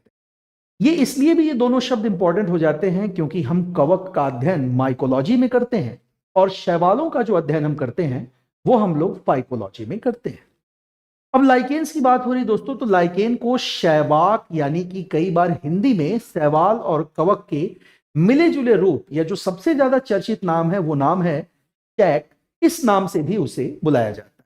इसके अलावा दूसरी बात कि एल्गी एंड फंजाई ये दोनों ही एक साथ मिलकर के एक थैलस नुमा स्ट्रक्चर का फॉर्मेशन करते हैं, और इस थैले नुमा जो इंस्ट्रक्शन है या फिर ये जो संरचना है, इसकी बात करें तो वर्तमान में इनकी लगभग 13,500 यानी 13,500 के लगभग प्रजातियां इसकी मौजूद है। तो ये दोनों बातें बहुत ही ज्यादा इंपॉर्टेंट हो जाती हैं, यानी इसी पेज पर आपको करीब 6 से 7 सवाल मिल रहे हैं। अगले पेज पर आते हैं। अब चूंकि यहां पर लिखा है विश्वव्यापी, मतलब ये ग्लोबली पूरी दुनिया में पाए जाते हैं, लेकिन स्पेशली अगर ये कहा जाए कि ये किस प्रकार की जलवायु में उत्पन्न हो सकते हैं, तो यहां आपको ये मानना होगा कि ये किसी भी प्रकार के क्लाइमेट में अपने को सस्टेन करने की क्षमता रखते हैं। लेकिन स्पेशली ये वहां ज्यादा पाए जाते हैं जहां पर वर्षा ज्यादा होती है, और वर्षा जहां होती है अधिक, वो इलाके हमारे ट्रॉपिकल एरियाज हैं, यानी कि उष्ण कटिबंधीय वनों में हमें इनकी अधिकता देखने को मिलती है। लाइकेन्स में उपस्थित जो एल्गी एंड फंजाई दोनों की बात हो रही है, वो दोनों कैसे रहते हैं दोस्तों? तो दोनों एकदम पति पत्नी की तरह व्यवहार करते हैं, यानी कि आप ऐसे समझें कि एक दूसरे को लाभ पहुंचाना ही इनका काम है, जो कि मैंने आपको अभी स्टार्टिंग में बताया था। जहां शैवाल की बात करें तो शैवाल कवक को क्या उपलब्ध कराता है? कार्बोहाइड्रेट के रूप में भोजन उपलब्ध कराता है, जिसे कवक स्टोर कर लेता है ग्लाइकोजन के फॉर्म में और रात के समय यूज करता है या किसी भी आपात स्थिति में यूज करता है। वहीं पर अगर कवक की बात करें कि वो शैवाल को क्या देता है, तो ध्यान रखिएगा ये कवक या फंजाई शैवाल को water, protection, minerals, salt and nitrogenous substance, इतनी चीजें ये इनको यानी शैवाल को कवक उपलब्ध कराता है। चट्टानों पर उगने वाले जो लाइकेन होते हैं दोस्तों, उनकी खास बात यह होती है कि उन लाइकेन्स को जो चट्टानों पर उगते हैं वो चट्टानों का क्षरण करते हैं, यानी चट्टानों में उन्हीं की वजह से कोरोजन होता है और इस कारण खनिज पदार्थों को ये उससे अलग कर देते हैं। इस प्रोसेस को क्या कहा जाता है? इस प्रोसेस को एचिंग कहते हैं। क्या कहेंगे बेटा? इस प्रोसेस को ही हम लोग ईचिंग कह करके बुलाते हैं। नेक्स्ट पॉइंट कह रहा है, अब इकोनॉमिक इंपॉर्टेंस ऑफ लाइकेन्स की बात थोड़ी सी कर लेते हैं। लाइकेन्स का क्या कोई आर्थिक महत्व भी है? जी हां दोस्तों, लाइकेन्स का व्यापक रूप से आर्थिक महत्व है, इनका व्यापक इकोनॉमिक इंपॉर्टेंस है। खासकर कैसे? तो जो पहला नाम आपके सामने आ रहा है क्रस्टोज लाइकेन। तो क्रस्टोज लाइकेन किसको कहा जाता है? तो क्रस्टोज लाइकेन का मतलब होता है ऐसे लाइकेन जो कहां उगते हैं? जो चट्टानों की सतह पर उगते हैं या सरफेस पर उगते हैं। ठीक, तो यह मैंने अभी पीछे बता ही दिया कि ये क्या करते हैं, उन चट्टानों का कोरोजन करते हैं और उनके क्षरण से ही क्या बनता है, सॉइल में ये चेंज कर देते हैं, क्योंकि उनका जब क्षरण होगा तो उससे विभिन्न प्रकार के मिनरल्स मिट्टी में घुल जाएंगे, मिल जाएंगे, जिससे मिट्टी की संरचना में बदलाव आता है। तो सॉइल में चेंजेस का कारण ये बनते हैं, जिससे सीधे तौर पर जो चीज प्रभावित होती है वो है मिट्टी की उर्वरा क्षमता, यानी मिट्टी की फर्टिलिटी इससे प्रभावित होती है। इसके अलावा जब लाइकेन डेड हो जाते हैं दोस्तों, तो इनका जो थैलस है वो डिकम्पोज हो जाता है और ये थैलस डिकम्पोज होकर के बहुत सारे ऑर्गेनिक सब्सटेंसेस का फॉर्मेशन करता है, और ये सारे ऑर्गेनिक जो सब्सटेंस होते हैं ये मिनरल्स के साथ मिलकर के मिट्टी की फर्टिलिटी को और ज्यादा इंप्रूव करते हैं और ज्यादा बढ़ा देते हैं। देन अगर बात करें इन पर SO2 का, कैसा प्रभाव पड़ता है, तो ये ध्यान रखिएगा कि लाइकेन्स पर SO2 का बहुत ही घातक प्रभाव होता है, यानी कि सल्फर डाइऑक्साइड का प्रभाव बहुत ही घातक होता है। और अगर हवा में SO2 का कंसंट्रेशन ज्यादा है, सल्फर डाइऑक्साइड का कंसंट्रेशन ज्यादा है, तो ये बहुत तेजी से नष्ट हो जाते हैं। और इसीलिए मैंने अभी स्टार्टिंग में कहा कि इनको यानी कि लाइकेन्स को हम लोग एयर पॉल्यूशन का सबसे बढ़िया इंडिकेटर भी कहते हैं। यही कारण है कि इनको हमने क्या नाम दिया अभी, वायु प्रदूषण के सबसे अच्छे इंडिकेटर के रूप में भी हम इन्हें जानते हैं। तो किस गैस का इन पर सबसे घातक प्रभाव पड़ता है, तो सल्फर डाइऑक्साइड का इफेक्ट इनके ऊपर सबसे ज्यादा नेगेटिव पड़ता है। दूसरी चीज दोस्तों, यहां कुछ नाम मैं आपको बता रहा हूं, जैसे सिट्रेरिया आइसलैंडिका और डर्मेटोकार्पम मिनिएटम, ये दोनों नाम याद रखिएगा। सिट्रेरिया आइसलैंडिका और डर्मेटोकार्पम मिनिएटम, ये दोनों जो हैं इनको स्टोन मशरूम के नाम से जाना जाता है। और सबसे खास बात, ये स्टोन मशरूम जो है वो खाने के रूप में भी प्रयोग किए जाते हैं, यानी कि आप ये कह सकते हो कि ये दोनों ही आपके जो क्या है, एक तरह से लाइकेन है, इन दोनों को आप एडिबल लाइकेन की श्रेणी में रख सकते हो, यानी इनका खाने के रूप में इस्तेमाल किया जाता है। दूसरा नाम आपके सामने दिख रहा होगा, क्लैडोनिया रेंजीफेरेना। ये नाम बहुत पूछा जाता है। अभी परसों के भी सेशन में मॉक टेस्ट में हमने इससे जुड़ा एक प्रश्न आप लोगों को डिस्कस किया था आपके साथ। तो क्लैडोनिया रेंजीफेरेना और सिटेरिया आइसलैंडिका, यानी इसी की मैं बात कर रहा हूं। तो क्लैडोनिया रेंजीफेरेना और सिटेरिया आइसलैंडिका का यूज कैसे होता है, इन दोनों का यूज जो है वो जानवरों के चारे के रूप में किया जाता है, यानी कैटल्स के लिए फूड के तौर पर हम इनका इस्तेमाल करते हैं। लाइकेन से अलग अलग तरह के कलर भी फाइंड आउट किए जाते हैं, ये भी मैं आपको बता चुका हूं। और ये कलर्स स्पेशली किस तरह यूज होते हैं दोस्तों, तो याद रखिए इनका इस्तेमाल एसिड एंड बेस टेस्ट के लिए किया जाता है। और इनके लिए प्रयोग किया जाने वाला ये रसायन लिटमस के नाम से फेमस है। तो पूछता है कई बार कि लिटमस किस एक लाइकेन से प्राप्त होता है, तो स्पेशली लिटमस के लिए दोस्तों रोसेला टिंक्टोरिया नाम के हम लाइकेन का इस्तेमाल करते हैं। साथ साथ लाइकेन से प्राप्त होने वाला एक नाम और देख लीजिए, लाइकेनिन नाम आप सुन रहे होंगे। तो ये एक मेडिसिन है दोस्तों, और इसका नाम भी इसका भी यूज एज अ मेडिसिन हम लोग करते हैं। आगे बढ़ते हैं, कुछ और नाम देख लेते हैं। कुछ और दवाइयां हैं जिनका इस्तेमाल अलग अलग बीमारियों के उपचार के लिए किया जाता है, और इन सभी को विभिन्न प्रकार के लाइकेन्स से ही हासिल किया जाता है। तो जैसे आपके सामने नाम आ रहा है पेल्टीजेरा का, तो पेल्टीजेरा हाइड्रोफोबिया, यानी जो कि आपको पता होगा कि जल से या पानी से जिन लोगों को डर लगता है, तो इस स्थिति को हम हाइड्रोफोबिया कहते हैं। और इस तरह की बीमारियों के ट्रीटमेंट में आप लोग यूज करते हैं पेल्टीजेरा का। इवार्निया की बात करें तो इवार्निया का यूज होता है दोस्तों कफ और खांसी में। क्लेडोनिया की बात मैंने पीछे भी की थी, तो क्लेडोनिया का इस्तेमाल ज्वरनाशी के रूप में किया जाता है। और ज्वरनाशी दवाओं को हम लोग दोस्तों एंटीपायरेटिक के नाम से भी बुलाते हैं, इनको एंटीपायरेटिक दवाओं के नाम से भी जाना जाता है। और रेमेलाइना, जैसा मैंने आपको बताया था कि इनकी कुछ प्रजातियों का इस्तेमाल फ्रेग्रेंटर्स हासिल करने में होता है। तो रेमेलाइना से हमें क्या मिलता है, इससे परफ्यूम का निर्माण किया जाता है, क्योंकि इससे प्राप्त होने वाले रसायन में बहुत बढ़िया खूबसूरत खुशबू होती है। साथ साथ अब बात करते हैं दोस्तों माइकोराइजा, जिसे कवक मूल के नाम से जाना जाता है। दोस्तों माइकोराइजा की सबसे खास बात है कि माइकोराइजा अमूमन उन पौधों की जड़ों पर पाए जाते हैं जिनको हम लोग उच्च श्रेणी के पौधे या फिर हायर प्लांट्स कहते हैं। तो ये एक तरह के सिम्बियोसिस का भी प्रदर्शन करता है, जो माइकोराइजा के नाम से जाना जाता है। ये प्लांट्स को दोस्तों नुकसान नहीं पहुंचाते हैं। सबसे खास बात है, ये प्लांट्स को नुकसान नहीं पहुंचाते हैं, बल्कि ये मिट्टी से विभिन्न प्रकार के खनिज और जल को अवशोषित कर लेते हैं, और इन्हीं को वो पौधों के पोषण में मदद के रूप में उन्हें पहुंचाते हैं, उनको देते हैं।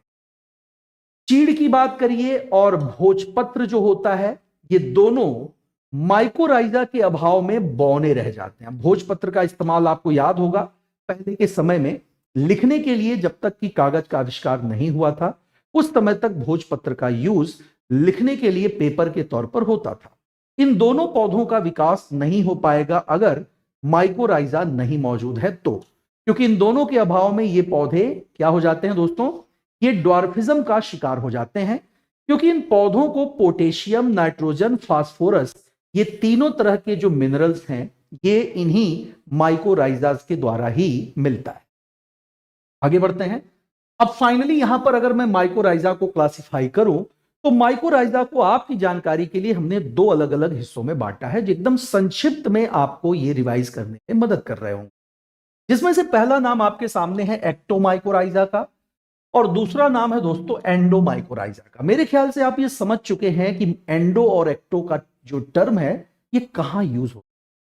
तो अगर ये कहता है एक्टोमाइकोराइजा तो ये ध्यान रखिएगा कि जो एक्टोमाइकोराइजा होते हैं ये फंगल फिलामेंट के फॉर्म में होते हैं, यानी इन्हें कवक तंतु भी बोला जाता है, जो पौधों की जड़ों के चारों तरफ एक लेयर का निर्माण कर लेते हैं और जड़ों की जो बाहरी कोशिकाएं होती हैं, उनकी जो आउटर सेल्स होती हैं, उनमें पहुंच करके एक नेट लाइक स्ट्रक्चर बनाते हैं, एक जाली जैसी संरचना का निर्माण कर लेते हैं।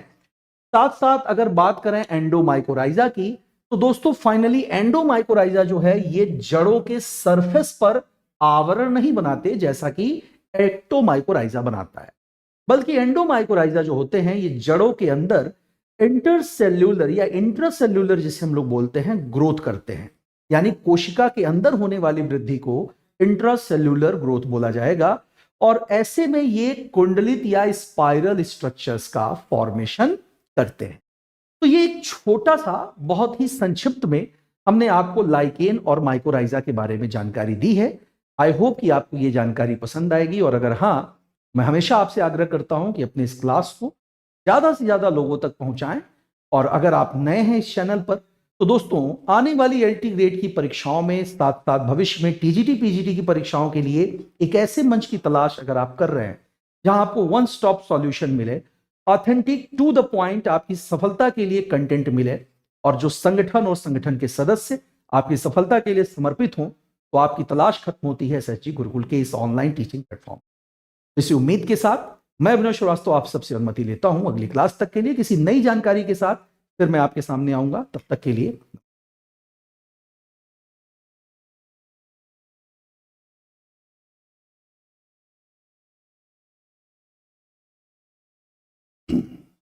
नमस्कार दोस्तों, मैं अभिनव श्रीवास्तव आप सभी का एक बार फिर से हार्दिक स्वागत करता हूं टीचिंग बाय एसएसजी गुरुकुल के इस टीचिंग प्लेटफॉर्म पर। और आज का जो सेशन है वो आपकी लगातार मांग के बाद खैर हम लोग वहां तक पहुंच चुके हैं, और आज बातें होनी हमारे आपके बीच में ब्रायोफाइट्स की। दोस्तों आपको अच्छी तरह से पता है कि जो ब्रायोफाइट्स की चर्चा होनी है, इन ब्रायोफाइट्स को हम किसके अंतर्गत रखते हैं? इन्हीं ब्रायोफाइट्स को रखा जाता है दोस्तों प्लांट किंगडम के क्रिप्टोगैमस के अंतर्गत। क्रिप्टोगैमस मेनली ये वो पौधे हैं जिनमें फूल नहीं पाए जाते हैं, जिनमें फ्लावर्स एब्सेंट होते हैं। और अगर इनमें फ्लावर एब्सेंट हैं तो ट्रेडिशनल प्लांट्स की तरह रिप्रोडक्शन के लिए ये उन तरीकों पर निर्भर नहीं करते जिस पर सामान्य पौधे करते हैं, जिनमें भी फ्लावर या फूल पाया जाता होगा। तो आइए बात करते हैं आज हम इसी ब्रायोफाइट्स के बारे में। ये वो ब्रायोफाइट्स हैं दोस्तों जिन्हें कॉमनली हम लोग नाम क्या देते हैं, इन्हीं को हम लोग एम्फीबियन ऑफ प्लांट किंगडम कह करके बुलाते हैं। इन्हीं को हम लोग वनस्पति जगत के उभयचर के रूप में भी जानते हैं। आइए थोड़ा सा विस्तार से समझते हैं।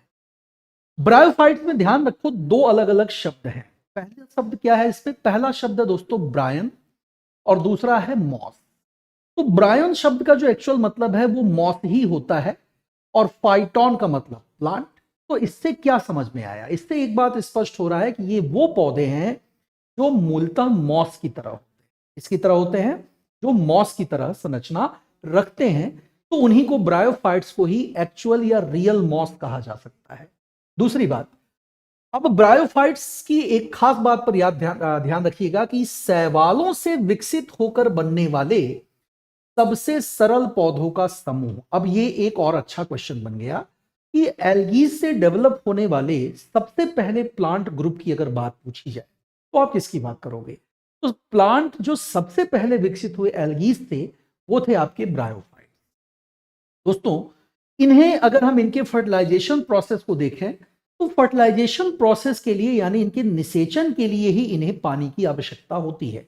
कई बार जो मैंने ये टर्म यूज किया एम्फीबियन, लोग इससे थोड़ा कंफ्यूज हो जाते हैं और समझे बिना वो ये मान लेते हैं कि ये पौधे पानी में उगते होंगे, लेकिन ऐसा नहीं है।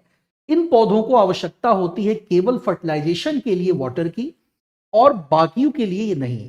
हालांकि इनका जो डेवलपमेंट होता है, इनका जो विकास होता है, वो कहाँ होता है, तो वो स्थलों पर ही विकसित होते हैं। इसलिए इन्हें हम वनस्पति जगत के उभयचर का नाम दे रहे हैं, जिसमें वर्तमान में दोस्तों 25,000 से भी ज्यादा प्रजातियां मौजूद हैं इस वक्त।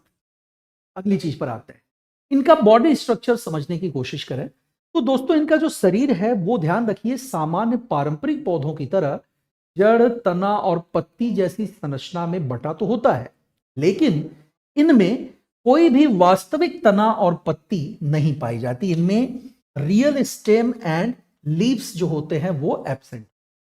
एक और बात, पत्ती जैसी जो संरचनाएं इनमें पाई जाती हैं, जिनको आप आम भाषा में पत्ती कह दोगे, उनको क्या कहा जाता है? उनके लिए नाम देखिए आपके सामने है। इन्हें हम लोग फॉलियोस कहते हैं। क्या कहते हैं बेटा? इन्हीं को फॉलियोस कह करके बुलाया जाता है। आगे बढ़ते हैं, बात करते हैं एक और सबसे इंपॉर्टेंट कैरेक्टरिस्टिक की, और इस कैरेक्टरिस्टिक के बेसिस पर हम ब्रायोफाइटा का ज्यादा विस्तार से अध्ययन कर पाते हैं, या इसे बाकी पौधों के समूहों से अलग करके भी देखा जा सकता है। जैसा कि आपके सामने नाम दिख रहा होगा, नाम है दोस्तों वैस्कुलर सिस्टम। अगर वैस्कुलर सिस्टम की बात की जाए तो याद रखिए इनमें संवहन नलिका, जिसमें जाइलम और फ्लोएम दोनों की बात आती है, ये दोनों इसमें एब्सेंट हो। ये सबसे बड़ी विशेषता है, और सीधे सीधे ये क्वेश्चन के रूप में आपसे एग्जाम में पूछा भी जाएगा कि कौन से पौधे ऐसे हैं जिसमें संवहन नलिकाएं या वेस्कुलर बंडल्स या जो वेस्कुलर ट्यूब्यूल्स होती हैं, ट्यूब्यूल वेसिकल्स होती हैं, कोई भी नाम आप उन्हें दे लीजिए, वो नहीं पाई जाती। तो वो जाइलम और फ्लोएम होता है। एक खास बात, इनमें अल्टरनेशन ऑफ जनरेशन वाला जो कंडीशन है, जिसे पीढ़ी एकांतरण कहते हैं, ये जो है इसमें नजर आता है, ये पाया जाता है।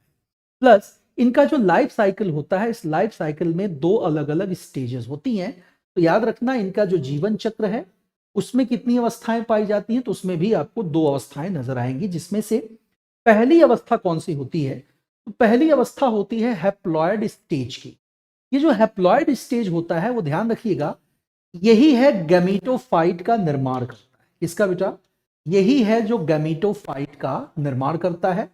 लैंगिक प्रजनन के लिए ही युग्मकों की हमें आवश्यकता, तो इसके द्वारा यानी कि जो हैप्लॉयड स्टेज अवस्था है इसकी, इस अवस्था में बनाए गए गैमीटोफाइट्स किस काम आते हैं? तो याद रखना है, ये सेक्सुअल रिप्रोडक्शन में हमारी मदद करते हैं, या इन पौधों की मदद करते हैं।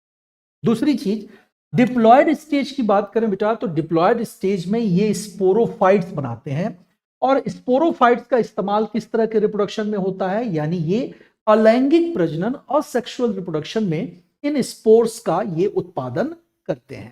तो इससे दो बातें समझ में आ रही हैं कि इनमें जो रिप्रोडक्शन होता होगा वो दोनों तरीकों से होता है। कौन कौन सा बेटा? दोनों तरीकों के रिप्रोडक्शन का मतलब, यानी इनका जो रिप्रोडक्शन है वो सेक्सुअल और असेक्सुअल दोनों तरह के रिप्रोडक्शन प्रोसेस को हम इन ब्रायोफाइट्स में देख सकते हैं। नेक्स्ट चीज पर आइए, आगे देख सकते हैं क्या कह रहा है दोस्तों, इनके जो गैमीट्स यानी जो युग्मक हैं वो कहां बनते हैं? तो मल्टी सेल्यूलर जो उनके जेनाइटल्स होते हैं वहां पर इनका फॉर्मेशन होता है, और स्ट्राइल सेल्स से बने जैकेट में ये प्रोटेक्ट होते हैं। ये भी एक अच्छा और इंपॉर्टेंट क्वेश्चन, कहां बनते हैं? तो मल्टी सेल्यूलर जो जेनाइटल्स हैं वहां पर बनते हैं, जननांगों में बनते हैं, और स्ट्राइल सेल्स से बने जैकेट्स में सुरक्षित रहते हैं, प्रोटेक्टेड होते हैं। दूसरी बात, इनके जो मेल जेनाइटल्स हैं यानी नर जननांग हैं, उनको क्या कहा जाता है?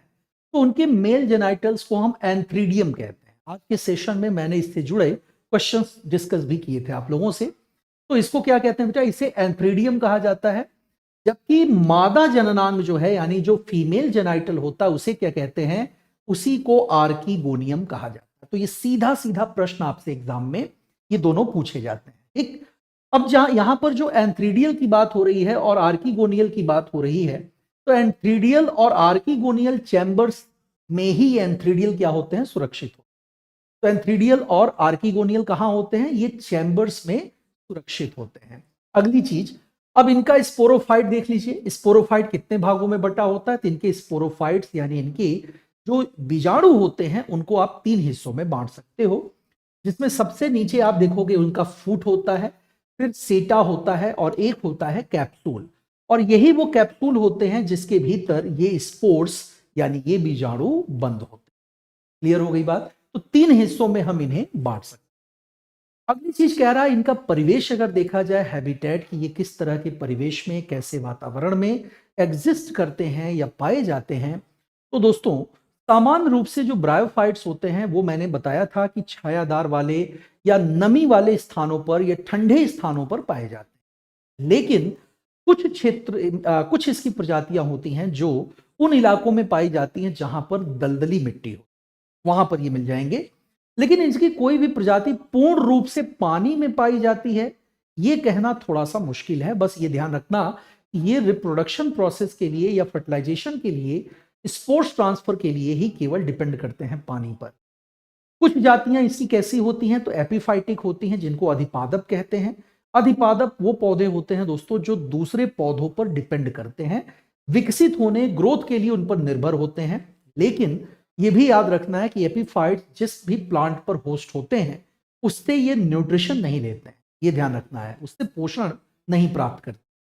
तो कुछ प्रजातियां इसकी क्या है? एपिफाइटिक होती हैं, जो नम मिट्टी, चट्टानों और दीवारों पर भी प्रचुरता से पाई जाती है, तो किसी चीज पर उग जाती है।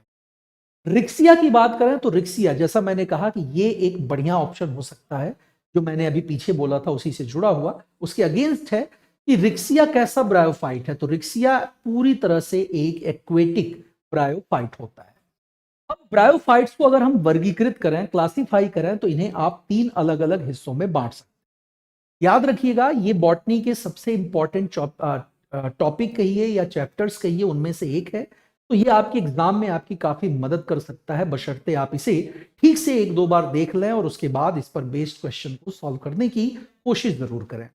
तो ब्रायोफाइट्स को हम 3 हिस्सों में बांट रहे हैं। पहला है आपका हिपैटिकॉप्सिडा। पहला समूह कौन सा है? हिपैटिकॉप्सिडा है। दूसरा है आपका एंथोसिरोटॉप्सिडा और तीसरा है दोस्तों ब्रायोप्सिडा का। तो 3 अलग अलग क्लासेस में हम इसे बांट रहे हैं। फिर से दोहरा देता हूं मैं, हिपैटिकॉप्सिडा, एंथोसिरोटॉप्सिडा और ब्रायोप्सिडा, 3 नाम आपके सामने हैं। आइए समझते हैं इसके बारे में कुछ और बातें। जैसे अगर बात करें ब्रायोफाइटा टर्म की, तो ब्रायोफाइटा टर्म को फर्स्ट टाइम यूज किया गया था 1864 में ब्राउन के द्वारा। इसके द्वारा ब्राउन ने 1864 में ब्रायोफाइटा टर्म को फर्स्ट ऑफ ऑल क्वाइन किया।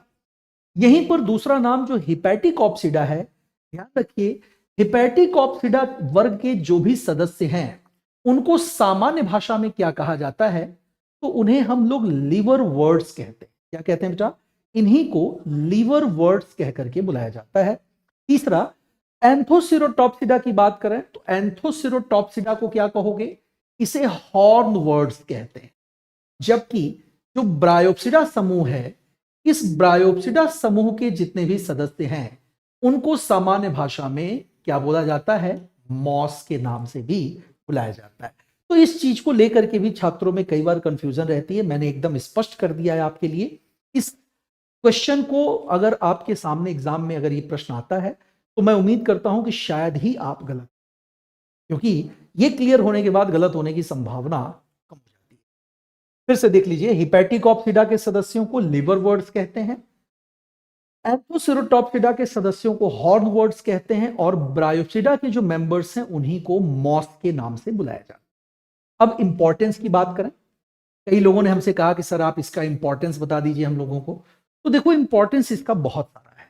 खासकर ये अगर लाइकेन के साथ मिल जाते हैं तो लाइकेन के साथ मिलकर चट्टानों पर एक परत का निर्माण करते हैं, और ये जो परत होती है जब ये मृत हो जाते हैं तो ये क्या करती है? ह्यूमस की परत, इसी ह्यूमस की परत अन्य पौधों के विकास के लिए सहायक हो जाती है। इस पर भी हम लोगों ने बहुत सारे क्वेश्चन सॉल्व किए हैं। इसलिए मॉस को क्या कहा जाता है? तो मॉस को पायनियर ऑफ लैंड वेजिटेशन कहते हैं। मतलब साफ है, कि प्रारंभिक दौर में जब पृथ्वी पर वनस्पतियों का विकास हो रहा था, उस दौर में दोस्तों यहां पर इन्हीं मॉस के चट्टानों आदि की सतह पर उगने के बाद जब ये मरे तो इन्हीं पर दूसरे पौधे विकसित हुए जिन्होंने इसी से पोषण प्राप्त किया अपनी आवश्यकता के अनुरूप। आगे बढ़ते हैं। अब क्या कह रहा है कि ये परत बनाकर मिट्टी के अपर्दन यानी सॉइल इरोजन को कम करने में मदद करते हैं। ये दूसरा सबसे इंपॉर्टेंट पॉइंट है। तीसरी चीज की बात करें, स्फेगनम बहुत ज्यादा पूछा जाने वाला प्रश्न है ये। तो स्फेगनम पूछता है अपने वजन से कितना गुना अधिक पानी उठा सकता है, सोख सकता है। तो ये अपने वजन से 18 गुना ज्यादा पानी सोखने की क्षमता रखता है। इसलिए पहले के टाइम में सर्जरी वगैरह में जब कॉटन या रुई का आविष्कार नहीं हुआ था, उस समय इसका जो यूज किया जाता था वो खून को सुखाने, और वर्तमान में हम देखते हैं कि माली जो है जब पौधों को ट्रांसफर करता है एक स्थान से दूसरे स्थान तक, तो उस ट्रांसपोर्टेशन प्रोसेस में वो इन्हीं का इस्तेमाल करता है, स्फेगनम नाम के मॉस का। क्योंकि एंटीसेप्टिक प्रॉपर्टीज भी इनमें पाई जाती है, तो इनमें पाई जाने वाली इस एंटीसेप्टिक प्रॉपर्टी के कारण इनका उपयोग सर्जिकल ड्रेसिंग में भी किया जाता है, क्योंकि इससे इंफेक्शन होने की या सेप्टिक होने की संभावनाओं को कम किया जा सकता है। स्फेगनम से ही हमें कौन सी औषधि मिल जाती है जो कि एक एंटीबायोटिक है? तो स्फेगनोनॉल नाम की औषधि मिल जाती है जो कि एक एंटीबायोटिक है। सबसे छोटा अगर ब्रायोफाइट पूछता है तो कौन होता है बेटा? सबसे छोटा ब्रायोफाइट होता है जुप्सिस, जबकि डॉसेनिया को सबसे बड़े ब्रायोफाइट के रूप में भी जाना जाता है। आगे बढ़ते हैं, मॉस या फ्यूनेरिया पर थोड़ी बातें कर लेते हैं, एक दो लाइन। मॉस की बात हो रही है तो इसे मॉस या फ्यूनेरिया मैंने कहा, याद रखिए ब्रायोप्सिडा को ही हमने क्या बताया था? मॉस कहा था। कितनी जातियां इसकी ज्ञात हैं? तो कुल 117 जातियां इसकी ज्ञात हैं, जिसमें से कितनी जातियां भारत में मिल जाती हैं?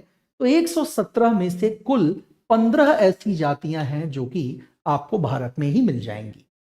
फ्यूनेरिया और हाइग्रोमेट्रिका, दो नाम आपको ध्यान रखना है। ये देखिए, फ्यूनेरिया और हाइग्रोमेट्रिका, ये दोनों ही इसकी सबसे फेमस प्रजातियां हैं। खासकर फ्यूनेरिया बहुतायत में हमें मिल जाए। इनका जो मेन प्लांट होता है वो कैसा होता है? तो मेन प्लांट इसका गैमेटोफाइट होता है दोस्तों, जिसे आप दो हिस्सों में बांट सकते हैं, गैमेटोफाइट। अब वो दो हिस्से कौन कौन से? तो पहला है भूमि पर रेंगने वाले। आज के सेशन में भी ये प्रश्न मुझे मिला था, मैंने आपसे डिस्कस भी किया था। तो जो जमीन पर रेंगते हैं वो क्या होते हैं? उन्हें प्रोटोनीमा कहा जाता है।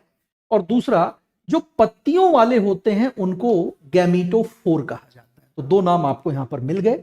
एट फाइनली अगर बात करें इनमें रिप्रोडक्शन की, तो इनमें प्रजनन की दो विधियां आपको मिल जाएंगी। या तो इनमें वेजिटेटिव रिप्रोडक्शन होता है या फिर इनमें सेक्सुअल रिप्रोडक्शन के लक्षण देखने को मिलते हैं। तो बहुत ही शॉर्ट में हम लोगों ने ब्रायोफाइटा को रिवाइज किया है। मुझे उम्मीद है कि आपको ये सेशन जरूर पसंद आएगा, और अगर हाँ तो दोस्तों आप अपने कमेंट के माध्यम से मुझे अपने आइडियाज, अपने विचारों से और अपनी आगे की योजनाओं से जरूर अवगत कराइए, और अपना ओपिनियन भी इन वीडियोस पर जरूर दीजिए। बाकी चीजों के लिए बने रहिए एसएसजी गुरुकुल के इस ऑनलाइन प्लेटफॉर्म पर अभिनव श्रीवास्तव के साथ। नमस्कार दोस्तों।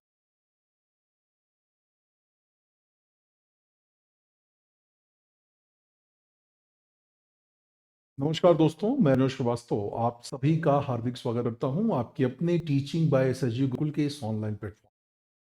दोस्तों, आप सबकी लगातार ये मांग रही है कि सर बेटा बॉटनी के जिम्नोस्पर्म, ब्रायोफाइटा और टेरोफाइटा के रिलेटेड शॉर्ट वीडियोस उपलब्ध करा दिए जाएं ताकि हम उनसे अपनी तैयारी कर सकें। खासकर आप इस चीज की मांग कर रहे थे कि हम आपको उनके आर्थिक महत्व से भी परिचित करें। तो अपने इसी आर्थिक महत्व से परिचित कराने के प्रयास में और शॉर्ट वीडियोज की श्रृंखला में आज मैं आप सबके बीच उपस्थित हूं लेकर के जिम्नोस्पर्म को। पिछले वीडियो में आपने दोस्तों टेरिडोफाइट के बारे में संभवतः जानकारी प्राप्त कर ली है। अगर आपने वो वीडियोज अब तक देख लिए होंगे तो निश्चित रूप में आप टेरिडोफाइट्स को अच्छी तरह से समझ गए होंगे। और लगातार जो हम लोग यूट्यूब पर प्रैक्टिस कर रहे हैं उसमें भी हम अपने शॉर्ट वीडियोज के माध्यम से ही अपने छात्रों को उन विषयों की एक सारगर्भित समझ उपलब्ध कराने की कोशिश कर रहे हैं जो कि उनकी सबसे ज्यादा आवश्यकता है इस वक्त में। चलिए दोस्तों, बातें करते हैं आपके जिम्नोस्पर्म के बारे में। दोस्तों, ये तो साफ है कि जो जिम्नोस्पर्म है इन जिम्नोस्पर्म को हम लोग जिस फैमिली के अंतर्गत देख रहे हैं वो हमारा फेनरोगैम्स है, यानी कि पुष्प उद्भिद। मैं आपको बता चुका हूं कि पौधों को या प्लांट्स को हम दो हिस्सों में बांटते हैं, जिसमें एक क्रिप्टोगैम्स होते हैं और दूसरे फेनरोगैम्स होते हैं। क्रिप्टोगैम्स में हम लोग बात करते हैं थैलोफाइटा, ब्रायोफाइटा और टेरिडोफाइटा की, जिस पर हमारी आपकी बातें हो चुकी है। और आज हम प्रवेश कर रहे हैं फेनरोगैम्स में, यानी कि उन पौधों की बातें होंगी जिनमें फूल पाए जाते हैं। जिनमें फूल होंगे तो इसका मतलब है उनमें फल भी बनेंगे और परागकण भी होंगे, और परागण की प्रक्रिया भी इन्हीं समूहों में पाई जाती है। सबसे पहली बात तो यहां जब हम जिम्नोस्पर्म की बात करते हैं तो इनके कई नाम हैं, जिसमें से एक नाम अनावृत बीजी का है और दूसरा नग्न बीजी। ये दोनों नाम हम इनके लिए यूज करते हैं दोस्तों। खास बात है कि यहां पर जो इनके प्लांट्स जब आप उसे कैटेगराइज करते हो तो इनको आप दो अलग अलग समूहों में बांटते हो। एक है आपका क्रिप्टोगैमस और फेनरोगैमस। जैसा मैंने बताया था, इस क्रिप्टोगैमस के अंतर्गत हम लोगों ने जिम्नोस्पर्म वगैरह की बातें, सॉरी, क्रिप्टोगैमस के अंतर्गत हम लोगों ने ब्रायोफाइटा, टेरिडोफाइटा की बातें कर ली हैं।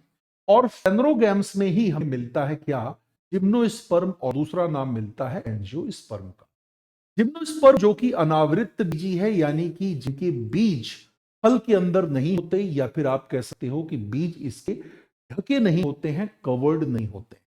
वहीं दूसरी ओर जब हम बात करते हैं एंजियोस्पर्म की, तो एंजियोस्पर्म कवर्ड होते हैं और ये फल के अंदर पाए जाते हैं, जिसको आप आगे बढ़कर के दो अलग अलग हिस्सों में बांट सकते हैं, जैसा कि आप देख भी पा रहे होंगे। एक मोनोकॉट है और एक डाइकॉट है। दोस्तों, पौधों की कुल 11 फैमिलीज या 11 परिवारों की अगर बात करें, तो इन 11 फैमिलीज में से 3 फैमिलीज जो होती हैं वो मोनोकॉट होती हैं, और 8 फैमिली जो हैं वो डाइकॉट है। कई चीजें ऐसी भी हम लोगों को देखने को मिलती हैं जहां पर पुराने और नए नामों से जोड़कर भी सवाल पूछे जाते हैं। तो वो आगे की बात है, हम लोग आगे उस पर डिस्कस करेंगे। आइए समझते हैं यहां पर हम लोग जिम्नोस्पर्म को।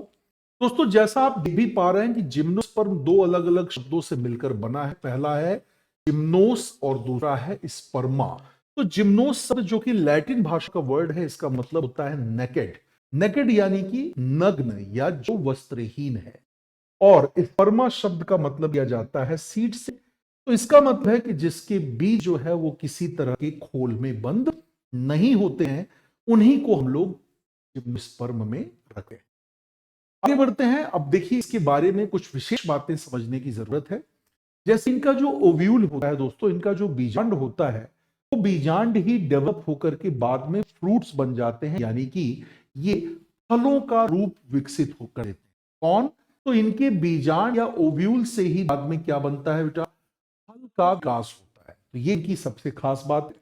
ये सीधा सीधा प्रश्न बन सकता है आपके लिए कि जिम्नोस्पर्म में फलों का जो विकास होता है वो किससे होता है? तो आप कहेंगे ये उनके ओव्यूल से होता है, यानी उनके बीजांड से होता है। दूसरी चीज दोस्तों कि यहां पर हमें यह समझना होगा कि मेगा स्पोरोफिल्स पर ये खुली हुई स्थिति में उत्पन्न होते हैं और किसी भी संरचना में बंद नहीं होते, जैसा मैंने बताया। तो इनके जो बीज होते हैं वो कहां बनते हैं दोस्तों? तो इनके बीज जो हैं वो बनते हैं आपके मेगा स्पोरोफिल्स पर, और ये वहीं पर खुली हुई अवस्था में उत्पन्न होते हैं। वहीं दूसरी ओर अगर हम लोग बात करें स्पर्मोफाइटा की, क्योंकि स्पर्मोफाइटा समूह की बात हो रही है, तो इस समूह के सबसे पुराने सदस्य अगर आपसे पूछता है कौन है, तो स्पर्मोफाइटा के सबसे पुराने आदिम सदस्यों के रूप में हम जिम्नोस्पर्म की बात कर सकते हैं, जो इसके सबसे पुराने सदस्य माने जाते हैं। और सबसे पुराने का मतलब कितने साल पहले का? तो दोस्तों, इनकी जो समयावधि है वो लगभग 20 करोड़ साल पहले माना जाता है कि इन जिम्नोस्पर्म की उत्पत्ति पृथ्वी पर हुई है। यानी डायनासोर की विलुप्ति से भी लगभग लगभग 14 करोड़ साल पहले ये पौधे पृथ्वी पर उत्पन्न हुए थे, जिन्हें आप जिम्नोस्पर्म कह रहे हैं। लेकिन जैसा मैंने बताया कि क्लाइमेट चेंज एक बहुत बड़ा फैक्टर होता है, जो किसी भी विकसित हुई या पैदा हुई स्पीसीज के विकास या उसके अंत के कारणों के रूप में देखा जा सकता है। तो आप यहां ये समझ सकते हैं कि जलवायु परिवर्तन के कारण ही इनकी ज्यादातर जो जातियां हैं वो क्या हो जाती हैं दोस्तों? एक्सटिंक्ट हो जाती हैं, विलुप्त हो जाती हैं। और आज की स्थिति क्या है कि सिर्फ इसकी 900 ही जातियां ऐसी हैं जो बची हुई हैं, सिर्फ 900 केवल यही स्पीसीज इसकी एग्जिस्ट करती हैं हमारी पृथ्वी पर। अगर वनों के हिसाब से देखा जाए तो कुल वनों का करीब 1/3 भाग यानी 1/3 यानी लगभग लगभग 33% भाग पर इन्हीं जिम्नोस्पर्म का ही विस्तार पाया जाता है। तो ये दोनों आपके लिए इंपॉर्टेंट क्वेश्चन बन जाते हैं। ठीक है, पहला कि वर्तमान में कितनी प्रजातियां जिम्नोस्पर्म की बची हैं, तो 900 प्रजातियां यहां पर बची हैं। वहीं दूसरी ओर अगर पूछा है कि वर्तमान में कुल वन अगर क्षेत्रों की बात की जाए तो कुल वन क्षेत्रों का कितना परसेंटेज इसके अंतर्गत आएगा, तो याद रखिएगा कुल वन क्षेत्रों का 1/3 यानी लगभग 33% भाग जिम्नोस्पर्म से ही कवर्ड है। अब ये कहां कहां पाए जाते हैं दोस्तों, तो याद रखें यूरोप, एशिया और नॉर्थ अमेरिका के जितने भी ठंडे प्रदेश यानी अलास्का का जो एरिया है उन क्षेत्रों में हमें इन पौधों की व्यापक उपलब्धता मिल जाती है। तो ठंडे प्रदेशों के अलावा ये पर्वतों के ऊपरी हिस्सों पर भी यानी हाई एल्टीट्यूड के एरिया में भी पाए जाते हैं। आगे बढ़ते हैं दोस्तों। अब इनके पौधों की बात करें तो इनके पौधे कई रूपों में हो सकते हैं, चाहे वो वृक्ष के रूप में हो, झाड़ी के रूप में हो या फिर आरोही के रूप में हो, यानी जो स्टैंडिंग प्लांट्स होते हैं उनके रूप में भी ये हो सकते हैं। और बहुवर्षीय तथा काष्ठीय, काष्ठीय का मतलब ये वुडन होते हैं, इनसे हमें लकड़ियां भी प्राप्त हो जाती हैं।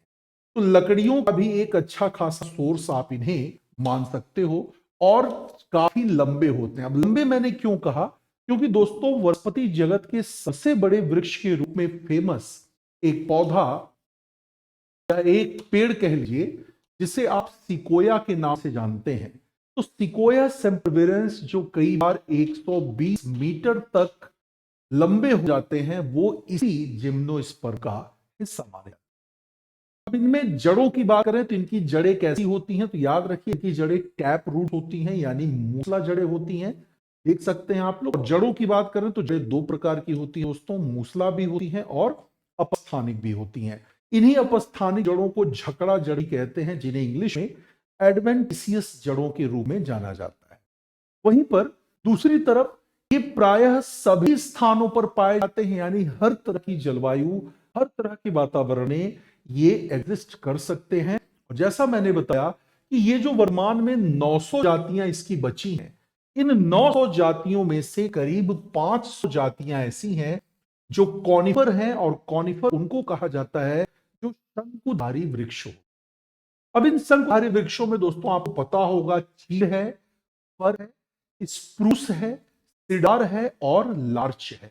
जिसमें चीड़ का इस्तेमाल स्पेशली अगर इसके बीजों की बात करें तो इनके सीड्स को सुखा करके हम लोग चिलगोजा के रूप में भोजन के तौर पर भी ग्रहण करते हैं। और वही दूसरी तरफ चीड़ की ही लकड़ी से फर्नीचर बनाने का भी काम किया। तो ये दोनों इसके व्यापक व्यावसायिक उपयोग भी कह सकते हैं कि है। कुछ विशिष्ट लक्षणों की अगर बात करें तो इनमें कुछ विशिष्ट लक्षणों का विकास जो है वो बाद में हुआ। बाद में होने का मतलब ब्रायोफाइटा और टेरिडोफाइटा की तुलना में ये दोस्तों हैं धरातल पर रहने के लिए अधिक अनुकूलित है। यानी कि ये क्योंकि ब्रायोफाइटा और टेरिडोफाइटा सामान्य रूप से उतना व्यापक रूप से नजर नहीं आते जितना कि आपको जिम्नोस्पर्म मिल जाएंगे।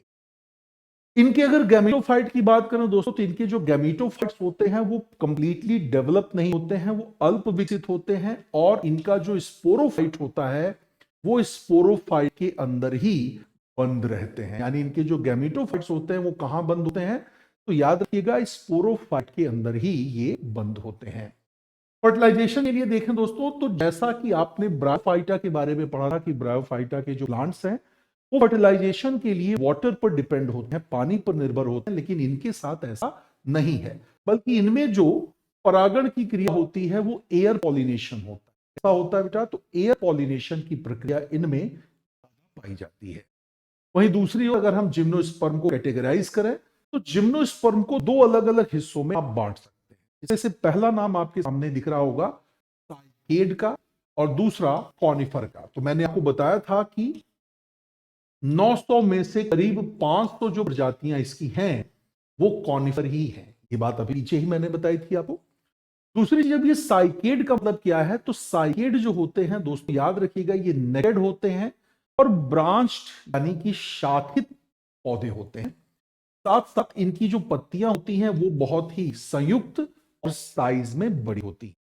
वर्तमान में अगर साइकेड की बात करें तो साइकेड की जो उपलब्धता है वो बहुत कम हो गई है और ये तेजी से विलुप्त हो रहे हैं, या ये भी कह सकते हैं कि हो सकता है कुछ दशकों में ये दिखाई देना ही बंद हो जाए। वहीं पर अगर हम कोनिफर की बात करें तो कोनिफर जो होते हैं वो बड़े शाखीय वृक्ष होते हैं और इनकी पत्तियां छोटी और बहुत ही सिंपल होती हैं। दोस्तों अब देखिए यहां पर मैं कुछ फैक्ट आपको दिखा देता हूं जो कि बहुत इंपॉर्टेंट है और आपके एग्जाम में आपको बहुत मदद करेंगे। जैसे अगर सबसे बड़ा जिम्नोस्पर्म पूछा, तो याद रखिए सिकोया सेम्परविरेंस, जिसकी मैंने अभी लंबाई 120 मीटर बताई, और इसका एक अन्य नाम भी होता है जिसे हम लोग red cost would of California के नाम से भी बुलाते हैं। जबकि सबसे छोटा जो जिम्नोस्पर्म होता है, स्मॉलेस्ट जिम्नोस्पर्म है, इसका नाम है दोस्तों जैमिया पिग्मिया, और इसका भूमिगत तना सिर्फ 25 सेंटीमीटर ही लंबा होता है। तो आप समझ सकते हैं ये कितना छोटा होता है। सबसे मोटा अगर जिम्नोस्पर्म की बात करें तो मोस्ट थिकन होता है, वो है दोस्तों टैक्सोडियम मैक्सिकेनम, और तने का व्यास देख सकते हैं करीब करीब 17 मीटर तक इसके तने का व्यास हो जाता है। वहीं दूसरी ओर सबसे बड़ा जो बीजांड ओव्यूल होता है या नर युग्मक जो होता है वो साइकस का होता है, तो साइकस भी इसी जिम्नोस्पर्म में आता है। जीवित जीवाश्म लिविंग फॉसिल कहा जाने वाला साइकस और मेटासुकोया, जिसे जिंगो बाइलोबा जैसे नामों से भी एक और नाम जाना जाता है, ये तीनों यहां पर मौजूद हैं, जिसमें से जिंगो बाइलोबा को एक नाम दिया गया है मेडन हेयर ट्री। और पंख युक्त अगर बीजाणुओं की बात करें तो ध्यान रखिए दोस्तों, ये पंख युक्त जो बीजाणु हैं वो किसमें, विंग्ड जो स्पोर्स आपको नजर आ रहे हैं वो किसमें पाए जाते हैं, तो पाइनस में। अगर आपने हालिया क्वेश्चंस देखे होंगे तो आपको ये जरूर समझ में आ रहा होगा, जो हमने यूट्यूब पर आपके साथ डिस्कस किया है वो इन्हीं के बारे में। आगे बढ़ते हैं। अब देखिए बात कर लेते हैं स्पेशली इन इकोनॉमिक इंपॉर्टेंस, जिसकी लगातार आप मांग करते रहें, क्योंकि आपको पता है कि इनके यानी जिम्नोस्पर्म की इकोनॉमिक इंपॉर्टेंस के बारे में क्वेश्चन आपके पेपर में आएंगे जरूर। तो ऐसे में कई ऐसे कॉनिफर हैं जिनसे प्राप्त लकड़ी का इस्तेमाल हम इमारतों के निर्माण में करते हैं, जैसे सिड्रस, जिसे हम देवदार जैसे नाम से भी बुलाते हैं। वहीं दूसरी ओर जूनिपेरस की बात करें दोस्तों, तो जूनिपेरस की जो लकड़ी होती है उससे पेंसिल और पेन होल्डर बनाया जाता है। एबीस की लकड़ी की बात करें, जिसे हम पीसिया के रूप में भी देख रहे हैं, तो एबीस और पीसिया दोनों की लकड़ी से हम क्या बनाते हैं, माच का निर्माण करते हैं। उसके अलावा क्रिप्टोमेरिया की लकड़ी से प्राप्त जो लुगदी होती है उसका इस्तेमाल किया जाता है कागज बनाने में। दूसरी ओर पाइन से हमें तापीन का तेल मिलता है। पाइनस जिराडियाना जो मैंने आपको बताया, इसी से प्राप्त जो बीज है उसे सुखाकर खाने के लिए प्रयोग किया जाता है, जिसे आप लोग आम भाषा में चिलगोजा का बीज कहते हो। आगे बढ़ते हैं, इफेड्रा से बात कर लेते हैं। तो इफेड्रा से इफेड्रीन नाम की औषधि बनती है, ये बहुत पूछा जाता है सवाल, और इसका इस्तेमाल रेस्पिरेटरी डिजीजेज में या फिर अस्थमा जैसी बीमारियों के इलाज में भी किया जाता है। एंड फाइनली अगर बात करें दोस्तों लैब में, तो लैब में जो क्लैरिंग एजेंट होता है वो जूनिपेरस वर्जिनियासिस नाम के पौधे के हार्ट वुड से प्राप्त किया जाता है, जिसे हम अंतः काष्ठ कहते हैं। और साइकस रिवोल्यूटा या फिर मेट्रोजाइलन रोम्फी की बात करें अगर दोस्तों, तो इसी से हम साबूदाना प्राप्त करते हैं। साबूदाना वही जिसका इस्तेमाल हम लोग व्रत वगैरह में खीर बनाने के लिए करते हैं, या दूसरे रूप में इसका इस्तेमाल किया जाता है। तो इस संक्षिप्त सी क्लास में मैं उम्मीद करता हूं कि आपको जिम्नोस्पर्म से रिलेटेड बहुत सी ऐसी जानकारियां मिली होंगी, जो न केवल पहले से आपके पास जो जानकारी है उसे मिलकर ये और समृद्ध हो जाएंगी, बल्कि आपके ज्ञान में भी ये वृद्धि करेंगी और अधिक प्रश्नों को हल करने में अब आप सक्षम। तो ऐसी ही जानकारियों के लिए जुड़े रहें हमारे साथ, यानी एसएसजी गुरुकुल के इस टीचिंग प्लेटफॉर्म पर। मैं अभिनव श्रीवास्तव आप सबसे लेता हूं। अगली क्लास तक के लिए अपने विचारों से, अपने ओपिनियन से कमेंट के माध्यम से हमें अवगत जरूर कराएं, ताकि हम आपके लिए ऐसे ही लगातार बेहतरीन वीडियोस, बेहतरीन शॉर्ट्स उपलब्ध करा सकें, जिससे आप अपनी सफलता के और नजदीक पहुंच सकें। मिलते हैं अगली क्लास में। नमस्कार।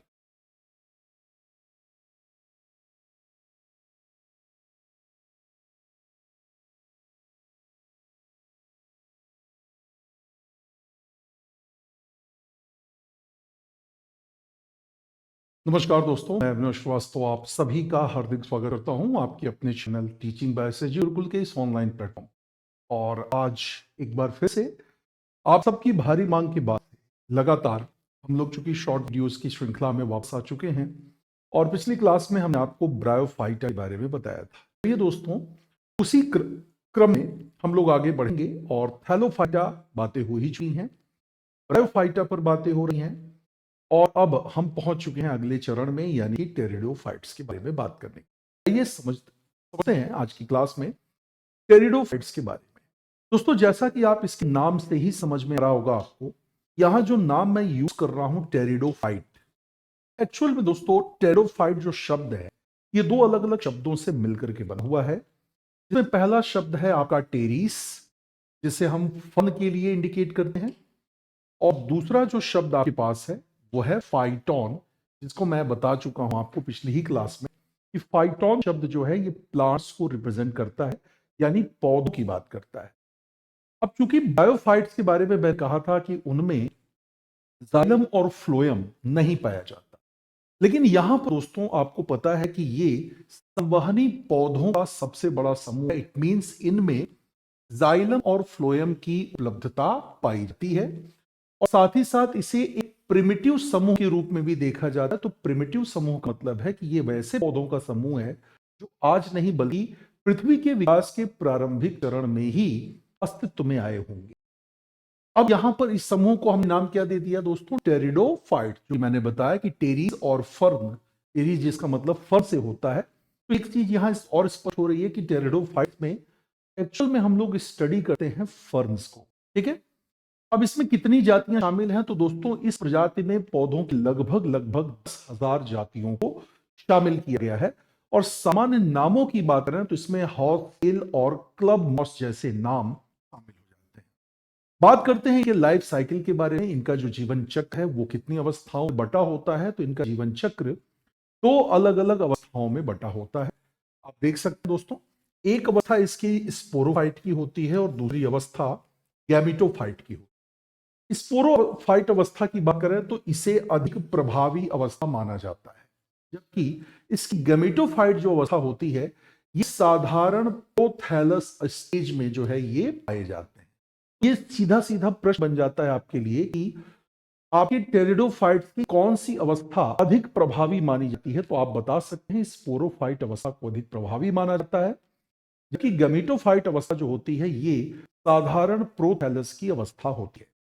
क्योंकि मैं पहले ही बता चुका हूं कि संवहनी पौधों का सबसे प्रिमिटिव समूह है, तो इनका शरीर जो है वो संवहन नलिकाओं से युक्त होता है। साथ ही इसमें जड़, तना और पत्तियां भी देखने को मिल जाएंगी, यानी ये सामान्य रूप से पृथ्वी पर पाए जाने वाले पौधों को बहुत ही बढ़िया तरीके से रिप्रेजेंट करते हैं, उनका प्रतिनिधित्व करते हैं। आगे बात करते हैं दोस्तों, कुछ में पत्तियां छोटी होती हैं और जिनमें छोटी पत्तियां होती हैं उन्हें क्या कहा जाता है, उनको माइक्रोफिल्स कहा जाता है। क्या कहते हैं बेटा, उन्हीं को माइक्रोफिल्स कहते हैं। जबकि जहां पर बड़ी पत्तियां होती हैं उनको मैक्रोफिल्स के नाम से बुलाया जाता है। ठीक, क्योंकि ये पौधे सर्वव्यापी होते हैं, तो सर्वव्यापी का मतलब ये हर तरह के वातावरण, हर तरह की जलवायु में पनपने की क्षमता रखते हैं। विशेषकर छायादार नमी वाले स्थानों पर भी उगते हैं। कुछ प्रजातियां इनकी जो होती हैं वो आपकी जलीय भी होती हैं। जैसे अगर जलीय प्रजातियों का उदाहरण पूछेगा तो आप बताएंगे दोस्तों एजोला, साल्विनिया और मार्सिलिया। ये तीनों ही फर्न की वो प्रजातियां हैं जो कि मूल रूप से पानी में पाई जाती हैं, या इन्हें आप जलीय फर्न के रूप में भी जानते हैं। अब बात हो रही है, अगर इनकी अधिकांश प्रजातियों की बात करें तो भले ही ये छायादार और नमी वाले स्थानों में पाई जाती हों, पानी में पाई जाती हों, लेकिन इनकी ज्यादातर प्रजातियां जो हैं वो स्थलीय ही होती हैं, यानी सरफेस पर ही पाई जाती हैं। और किस तरह की जलवायु में इनको हम अधिक रूप में देख सकते हैं, दोस्तों ट्रॉपिकल जलवायु जो होती है, ट्रॉपिकल एरिया जो होते हैं, इन्हें हम मुख्य रूप से उष्ण कटिबंधीय वर्षा वन के रूप में भी जानते हैं। तो उष्ण कटिबंधीय वर्षा वनों में इनकी उपलब्धता सबसे ज्यादा हमें देखने को मिल जाती है। इनकी उत्पत्ति की अगर बात करें तो कितने साल पहले उत्पत्ति हुई है, इस पर भी कई बार प्रश्न आए हुए हैं। तो आप बता सकते हैं कि इनकी जो उत्पत्ति है वो करीब करीब 38 करोड़ साल पहले हुई थी, और इतनी तेजी से ये अनुकूलित हुए कि बहुत तेजी से ये पूरी धरती पर फैल गए। स्टार्टिंग में इन पौधों की जो लंबाई थी दोस्तों वो बहुत ज्यादा थी, यानी करीब करीब 30 मीटर तक ऊंचे होते थे, और उनकी जो चौड़ाई होती थी, मोटाई होती थी उनके तनों की, वो 2 मीटर तक की हो जाती थी। इनकी उपस्थिति 7 करोड़ साल पहले तक पृथ्वी पर बनी रही, लेकिन जलवायु परिवर्तन की वजह से धीरे धीरे ये प्रजातियां लुप्त होती चली। आगे बढ़ते दोस्तों, अब देखिए, जैसा मैंने कहा कि चूंकि ये फर्न ही है, फर्न के पौधे ही होते हैं, टेरिडोफाइट्स का मतलब ही होता है फर्न वाले पौधे। तो इस समूह में अगर पूछता है फर्न की कितनी प्रजातियां पाई जाती हैं, तो टेरिडोफाइट में फर्न की पाई जाने वाली प्रजातियों की संख्या करीब 9300 है। और इसी में आपको एडियंटम, ड्रायोटेरिस और टेरिस जैसे नाम भी मिल जाते हैं। इस वक्त हम लोग YouTube पर जो प्रैक्टिस कर रहे हैं उसमें लगातार हम आपसे ब्रायोफाइटा, टेरिडोफाइटा, जिम्नोस्पर्म और एंजियोस्पर्म क्वेश्चंस कर रहे हैं, और उनके माध्यम से आप अपनी तैयारी को परख भी सकते हैं दोस्तों। तो अगर आपको ये चीजें समझ में नहीं आ रही हैं, तो इससे बेस्ट, इस पर आधारित प्रैक्टिस के लिए आप जुड़ सकते हैं हमारे YouTube के प्रोग्राम के साथ। यानी YouTube पर हम लोग हर शाम 4 बजे मिलते हैं, जहां पर हम लोग हर दिन 60 प्रश्नों की प्रैक्टिस करते हैं, और ये पिछले 3 महीनों से अनवरत चल रहा है आपकी बेहतरी। बात करते हैं दोस्तों इनकी स्पोरोफाइट के बारे में। इनका जो स्पोरोफाइट होता है उसमें किस तरह का रिप्रोडक्शन पाया जाता है, तो इनके स्पोरोफाइट में असेक्सुअल रिप्रोडक्शन होता है। यानी असेक्सुअल रिप्रोडक्शन का हुआ स्पोर्स यानी बीजाणुओं के द्वारा ये होता है, और जो स्पोरेंजिया नाम की संरचना के अंदर ही बनते हैं। तो अगर आपसे पूछा जाए इनके स्पोर्स या इनके जो बीजाणु हैं वो कहां बनते हैं टेरिडोफाइट्स में, तो इनके स्पोर्स स्पोरेंजिया नामक संरचना के भीतर ही बनते हैं। दूसरी चीज, इनके जो स्पोर्स हैं वो होमोस्पोर्स यानी सम बीजाणु, और कुछ होते हैं वो हेटेरोस्पोर यानी कि विषम बीजाणु के रूप में भी होते हैं। इनकी अधिकांश जातियों की अगर बात करें दोस्तों, वर्तमान में इनकी अधिकांश जातियां जो हैं वो विलुप्त हो चुकी हैं।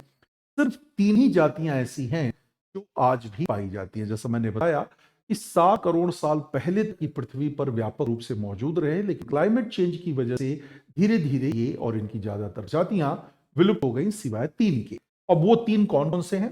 तो पहले का नाम है लाइकॉप्सिडा, दूसरा है स्फेरोपिडा, और तीसरा है आपका टेरोप्सिडा। तो वर्तमान में फर्न या फिर टेरिडोफाइट की कितनी प्रजातियां मौजूद हैं? ये 3 हैं, लाइकॉप्सिडा, दूसरा स्फेरोप्सिडा, और तीसरी टेरोप्सिडा। ये तीनों नाम आपको ध्यान रखना है, मोस्ट इंपॉर्टेंट क्वेश्चंस में से एक है ये।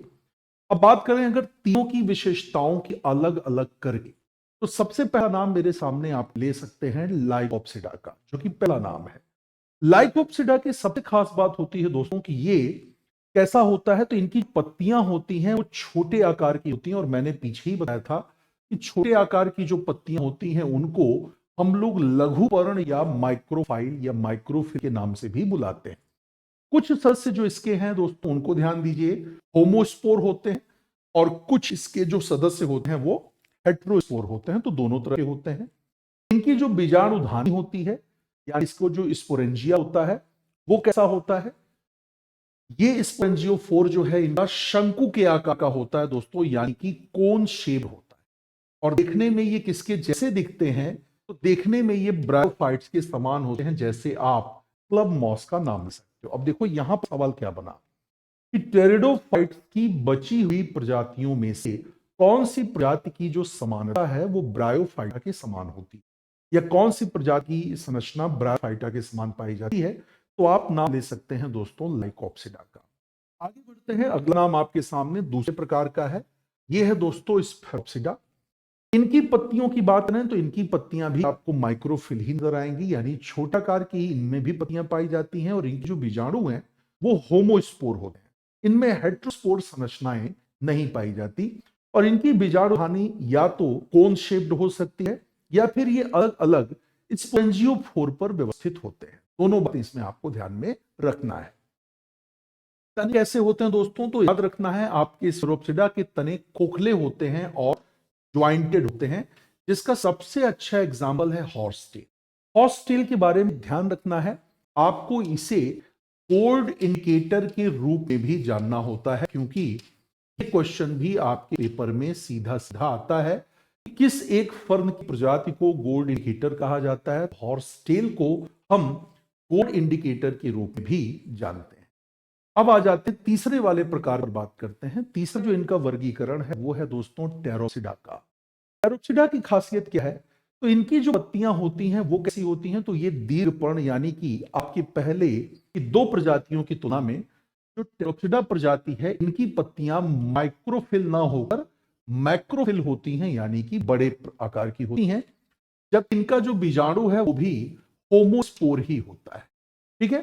बीजाणुधानी की बात करें तो बीजाणुधानी इनकी सोरस नाम के गुच्छों में व्यवस्थित होती है। कैसे में? तो सोरस नाम के गुच्छों में इनकी बीजाणुधानी व्यवस्थित होती है।